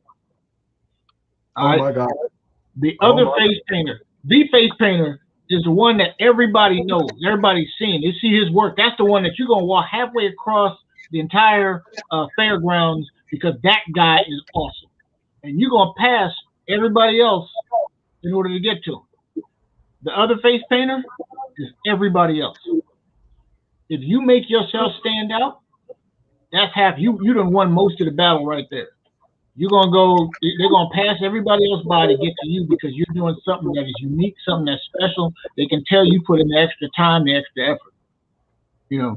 Everybody making the same hamburger. It's the guy that make that special hamburger that's gonna make the money. So that's why I put that extra stuff in, and in the process, you get better, you get good enough at it. I can knock these out. Like this didn't take me more than about 10 minutes, and I'm doing it in the mirror. If I'm painting somebody else at a party, probably take me half the time, and it's still a design that flows above and beyond what most other painters are going to do. No, the time he talking about that was proven, and I saw him in action, and we had no choice but to lay the crown on his head. Was when we did Baltimore City Light Fair in November 2019, and it was cold as hell that night. But we was only supposed to do what, like an hour presentation? Man, we ended up doing 6 hours, man. We was there from 4 to 10. We turned that thing into a party, dog. And Corey was ready to shut down because the way the guys was running the booth, it was like, he's on the outside. You can see him doing the thing, but he was the only draw. And I said, well, hold on, man. We got to open this up. So we ended up doing our presentation, Fandom Stardom, with Malika and Youssef, who's on the team. For those of y'all that just joining in, the other team members who are not here, let me repeat. Baroness Bree, a.k.a. with her podcast called Fabulous Fuckery. Y'all can look her up. It's spelled like it is, Baroness Bree, B-R-E-E. You can go to her Instagram or Facebook page or look for Fabulous Fuckery. Enrique Fernandez, you can find him on Facebook. He's the comic book and toy vendor. And this guy, if you want to learn how to do distribution on your comics, he's the guy to talk to. And then you got Jamal Harris, who's our photographer, a.k.a. Juval, Juvol, imagery on Instagram and on Facebook. Find Jamal Harris. He's a photographer and videographer of the group. And then you got Malika and Youssef. That's Cora Cooper Company. They do all the costumes and cosplay for us, particularly my outfits y'all see lately. And you can go to them. But we all came to do the thing, and it was Malika, Youssef, Corey, and myself with Jamal hosting. Man, next thing you know, Corey opened back up his booth. Malika and Youssef got over there with the girl Brittany, a.k.a. Brittany Marriott. What's up, baby? And next thing you know, they're all started making money. We ain't shut down until 10 o'clock. We supposed to shut down at what, 6, 7? Oh, man, yeah. It was cold out there, too. I remember that. Yeah. And Corey, I'm telling you, this dude right here, this lady came over, and she had her 2 kids, and we didn't know that they were coming over to think they was getting face painted for free. Right, I was just telling people like, yeah, go over here to the kids section and get the wand from Brittany and Malika and Youssef. They were doing with the little lights on the wands, tips and stuff like that. And Corey was doing face painting. So I told him, I said, you know, when Corey said, Dave, they don't, I said, you know what, don't worry about it. I got you. Right? I said, just go and take care of him. Corey said, no, don't worry about it. You know what I'm saying? Because we could see the lady was struggling. You know what I'm saying? We, you know what I'm saying? But the kids were happy. So like he said earlier, why not be that hero? And that's what he did for them. He didn't have to, because everybody else was paying top dollar. But I was like, nah, don't worry about it. I got him. Because they sat down and we didn't know. And we said, all right. And then Corey looked at me, back to me, Dave. I said, what? He said, don't worry about it. That's what, you know, he's the face painter, not a face painter. Because them kids, you know what I'm saying, they could have walked away. And the lady was ready to walk away because she knew. But we weren't playing that. And then when the old lady took her wig off to join in the party, and the other lady came off her walk and started dancing. Oh, yeah. That was it, man. Yeah. Oh, my goodness. That was family, David. It's a family affair. It's a family affair. What was crazy you know about the event was that not far away, they actually did have a pavilion where they had a DJ set up. And I can't remember whether he just went home or whether he didn't, because all the party was over at our tent. No, he was still playing that party where he was, but that didn't happen. You know why? Because he wasn't reading the room. Because remember, Bree had the police come over and hang out with us. Yeah, they didn't come to break us up. They because it was like a time where they were going to start shutting it down, but they came down to hang out.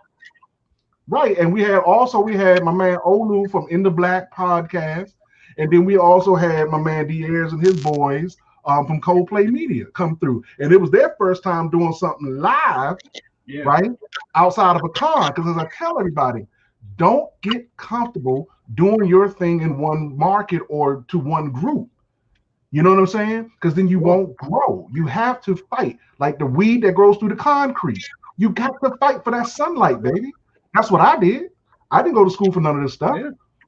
I started paying people to do, like they're always saying business, hire people who are smarter than you to do certain things, and they respect your power and they respect your position as the leader, then they'll do great things and you'll do greater things. And that's what happened. I started backing people who wanted to do this, they wanted to do that. I put my own money into it, put my money where my mouth is. Next thing I know, we at DCTV. Next thing you know, we now doing festivals. And I just got hit for another project I'm going to tell you about really soon, right? That's going to be on the West Coast. So I got something for you. You know what I'm saying? Oh, and I can tell y'all this much. If you want to see us live, we'll be at PowCon May 29th, which is my birthday. They're going to be on live, so we're waiting to get them finalized for that. And then what's also confirmed is Ocean City Con in Ocean City, Maryland in December. And we'll put that up and more stuff up on the pages when y'all go to Fandom Stardom and or Corey or anybody else on the team page. Just let y'all know. Oh, and let me tell this one young lady right here, if she's still watching, can y'all tell me how to say her name? Talynn. Talynn.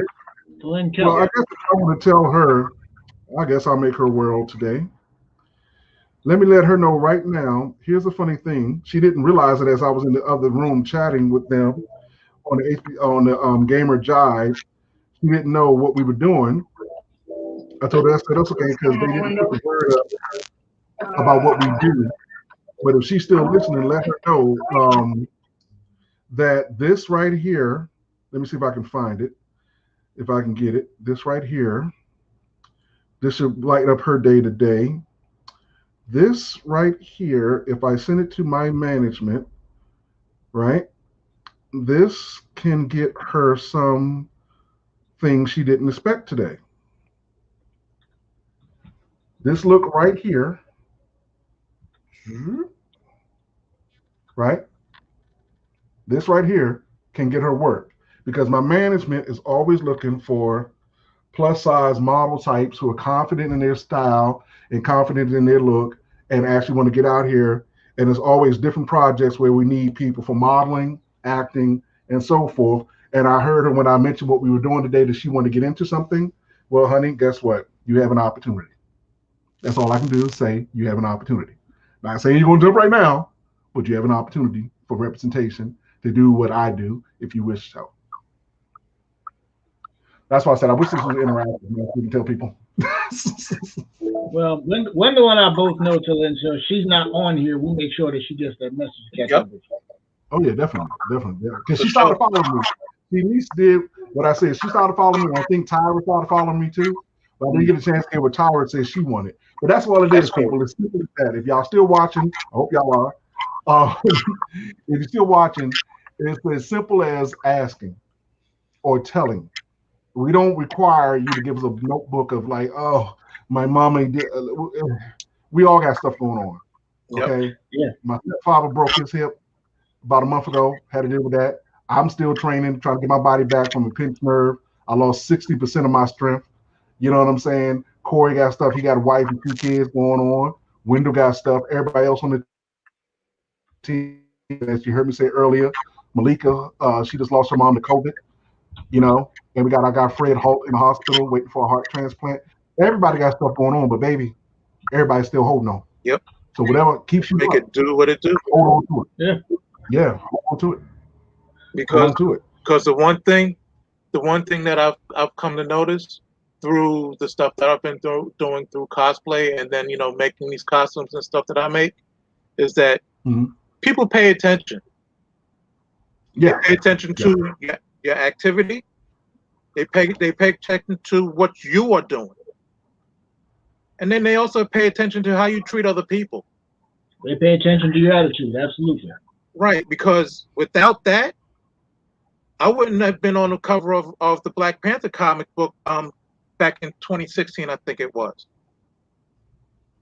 Without that, and also in 2016, I wouldn't have met doggone a good number of the creative teams from Marvel, because I was asked to go ahead and dress as Thanos for actually, and that was the other thing. I was asked to bring my Thanos costume back down to Georgia for a surprise wedding proposal that they wanted me to be in the middle of, out of the blue. I mean, when you do things on a level where you just respect everybody and you keep you keep your eyes open, you keep your ears to the ground, wonderful things happen. That attitude and integrity is so important.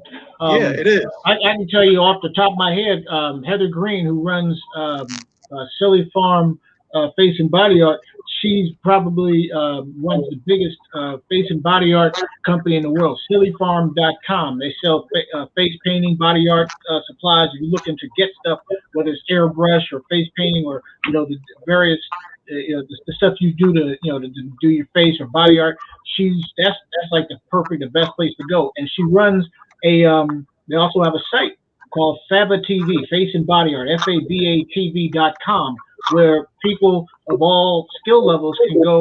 It's a subscription site. You can learn how to do different face painting, body art techniques, whether it's airbrush, whether you want to learn to do flowers, butterflies. I have several different superhero classes on there. I got picked up to teach multiple classes there by Heather. It wasn't because I was just the best face painter that she'd ever met. This was 2012.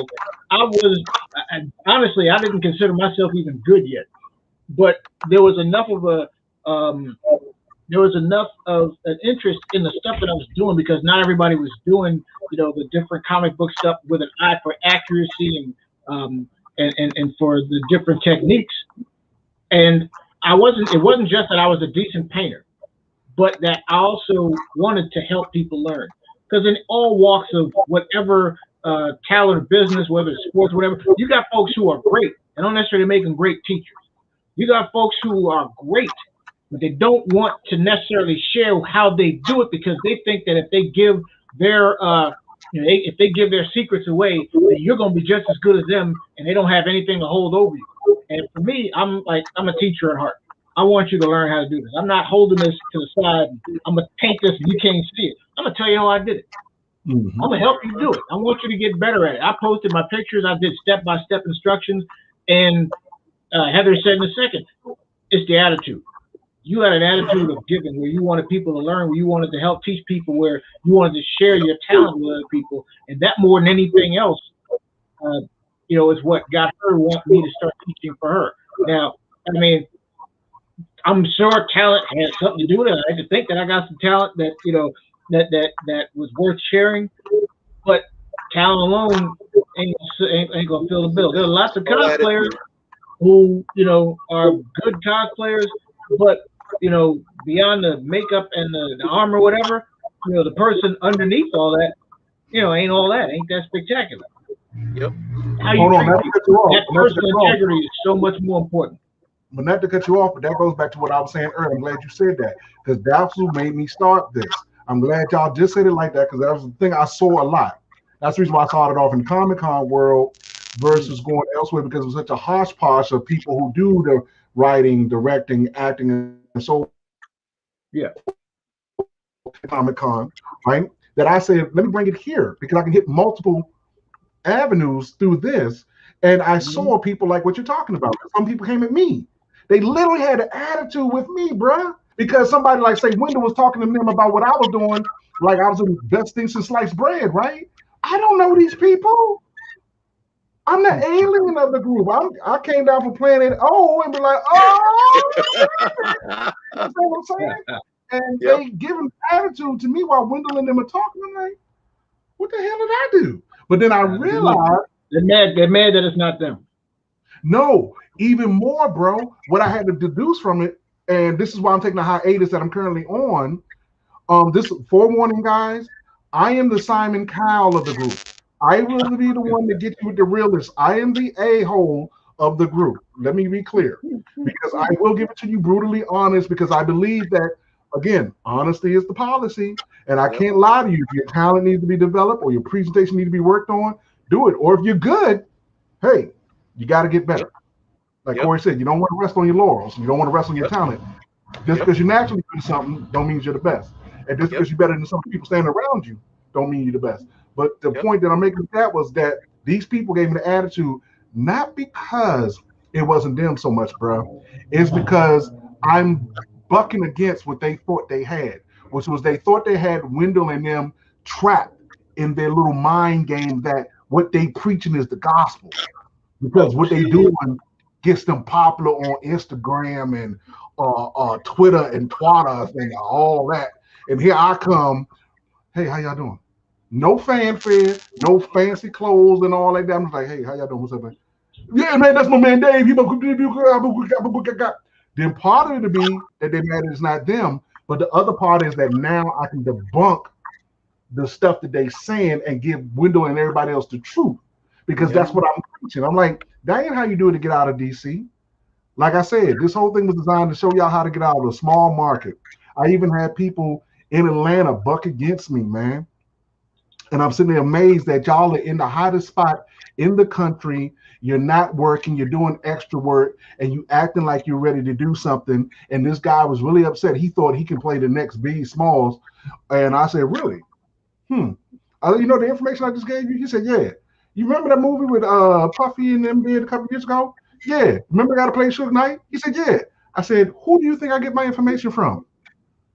Sean Ringo, who are now on 2 shows. He's playing a police officer on For Life, Prison Guard there, and he has a show on BT about the family business. Okay, so why y'all getting mad at me for something that Wendell, who's your friend, who just wants the truth? You can't get mad at me. You can be there too, because that's the whole point. Like, you good. I tell people all the time, I'm a fan. I'm just not your typical fan. And back to Leon and Record's point about them. I'm not going to pay $10 for your CD, $25 for your DVD, and I'm damn sure not paying $50 for your show. What I will do is get 100 people to pay you to do that, and then I'll get you paid on top of that. And that's what I did. So now they only got to do 3 minutes, and for 3 minutes, they're getting $100 per minute. This give you, I'm not putting it all out there, but this give you an example. They're getting $100 per minute to do something that all of y'all love to do. And I'm telling you, it was an opportunity, but because of the attitudes, that's why I didn't give it to everybody. I only called them because, again, it's a business opportunity. I want to give it to the right people. There's organizations I work with. They're legit. And these people come asking me. They want fresh faces. They want new talent, but they want them to be like me. So now they're trying to get me to start teaching classes to get people prepped for auditioning, for competing, all the stuff that they need to know before they go across that line. So basically, I'm like what the A&R used to do for record labels or artist development. That's what I do. Just give y'all, so those y'all want to, that dude do too much. Just understand, artist development and work. That's what I do. And that's why I say you can go for it. No, we gotta go. Dave, no, we've got about 10 minutes. I was gonna cement your point because I went on ahead and found that picture I was thinking about. Go ahead. What's that there? When you have the right personality and you do the right things, this is the type of stuff that happens. That's me as Thanos. I think everybody knows who this guy is. Yeah. I remember seeing this picture. Yeah, and this was literally right after the movie dropped. Yeah. I wish you. Matter of fact, can you pull up my Instagram? When you I mean, go ahead. people right, good things happen. Mm-hmm. And let me see if I can tell you where to pull it up at. Matter of fact, no, if you just go to my Instagram, man, you can pull it up, and I just want people to see it. Because, again, keep telling your story, because I want to tell a story about you that really made the difference in why I'm here today is because of you. You know what I'm saying? It's really,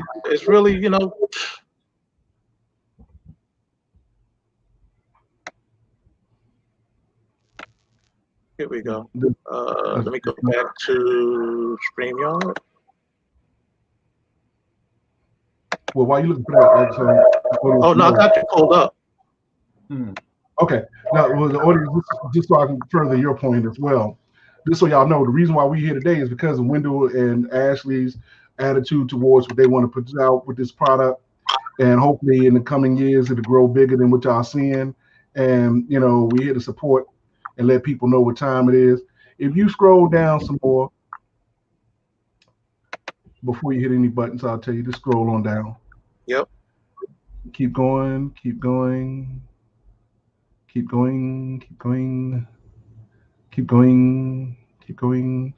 get to the fun stuff. And keep going. I hope I didn't take it down. Yeah, I remember that day. That was crazy. Yeah. And this is what he talks about when I'm on the buses, because it was like every other day I was on a bus. And I remember that picture too, sadly. Right there. I remember that split. Yeah, that's from Malika and Yusef's outfit of me being the Monkey King. That's the first version of it. We've improved it since then. Nice. And then I took the split. Go back down real quick. Go back up. I'm sorry. Go back up. Yeah, go up. Hold on a second. I'm using the mouse this time instead of just hitting the key. Okay. And stop. Go. No, you went too far. Go back down. When you see the word Toronto, stop. Okay. Bam. Right there. I took the split, y'all, to a whole nother country. I took this shit to Toronto, and right in the middle of Toronto, downtown Toronto, at the major tourist attraction, yours truly said, screw that, I'm going to do what I do. My friend that was on screen with me, they was all nervous. They was all wondering. Baby, I went out there, did it. Next, whole row of people came behind me. Watch this here.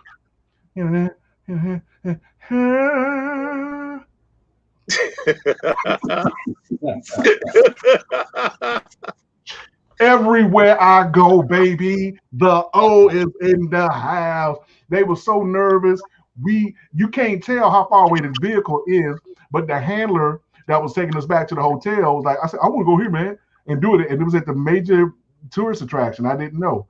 Do me a favor. Come out of that one. Yep. And I'll show y'all. And keep going down.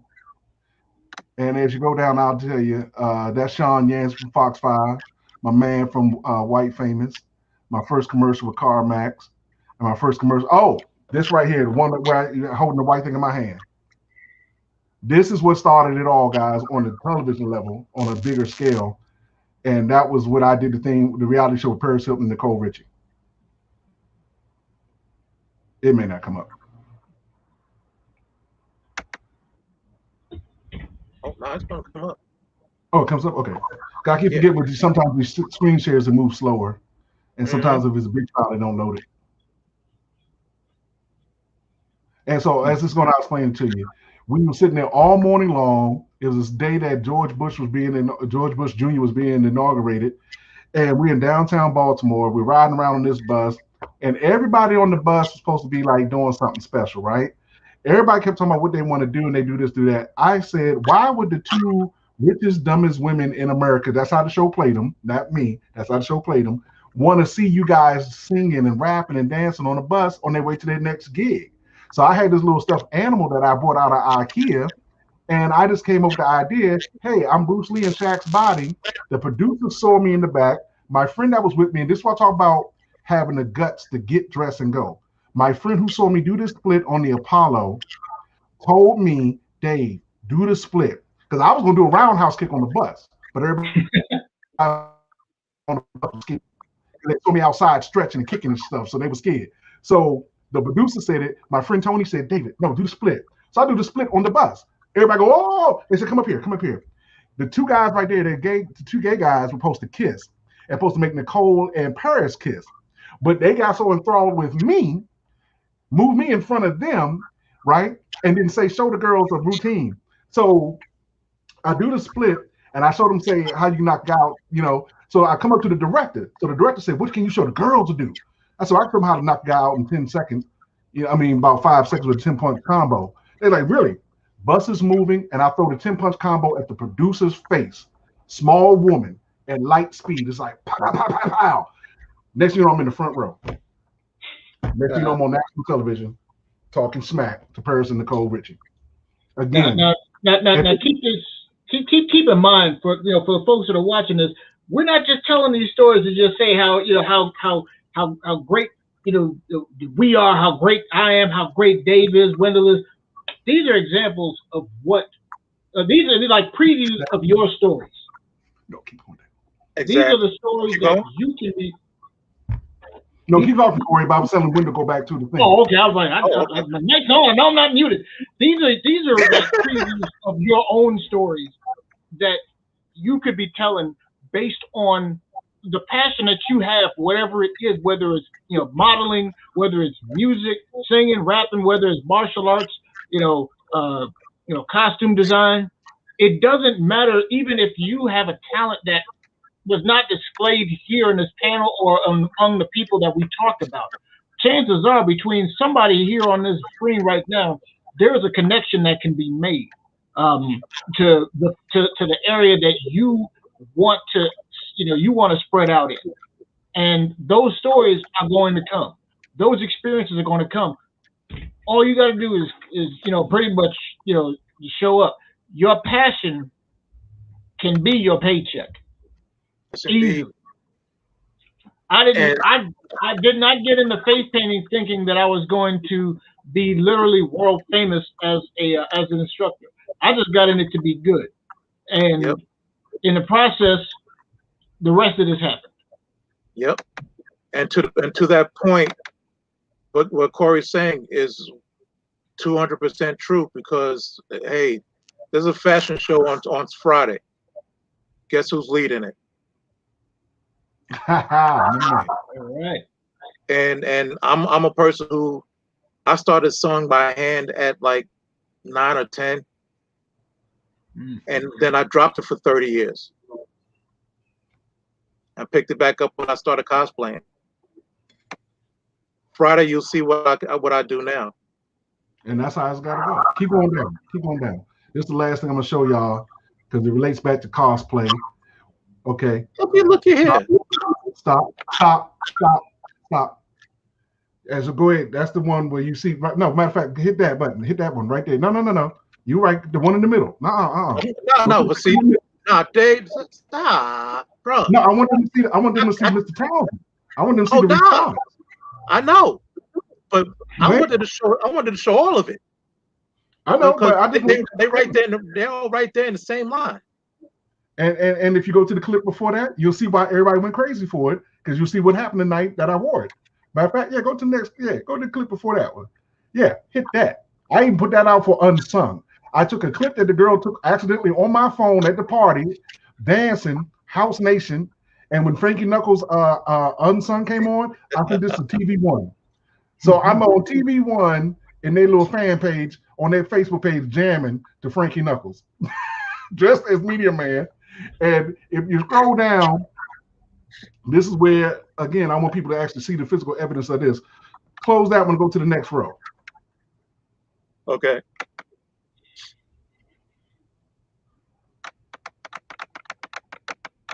Talking about this one right here? And I know y'all know who that is. Spike Lee. Now, I don't know if the clips on my page, but other people have posted me dancing on the stage and Spike Lee clowning me because I don't drink or smoke or do any drugs, which was funny to them, right? They had this thing called a Nutcracker. And they was giving it the way that whoever could perform the best on stage. And Sway is taunting me, not realizing I'm nervous as hell. I blacked out. But my friend that y'all see right here, Tahika, from the House Nation group, she pushed me, literally, okay? You can see it in the video on my Facebook page, but she pushes me in my back onto the stage, and then this happened 2 days later. Close that one, and then go to the left. Hey, Dave, on this one, we're gonna have to shut it down because we've got the 6 o'clock getting ready to start. We good. All right. I just want y'all to know. Here. So yeah, so let's go ahead and say our goodbyes because I don't want to take up any of D'Angelo's time. Nope. Oh man. Go see my man. It was a pleasure. 1 hour turned into 2, and it was fun the whole way. I thank you both. It's all here. Y'all, like I said, when I jumped on at 5, y'all family, so it was good sitting here chopping up for this past hour. Man. I'll see you guys soon. All right. What's up, y'all? Good night, y'all. On to the next. Up next is the evolution of martial arts and cinema. You're about to have your minds blown. Damn sure.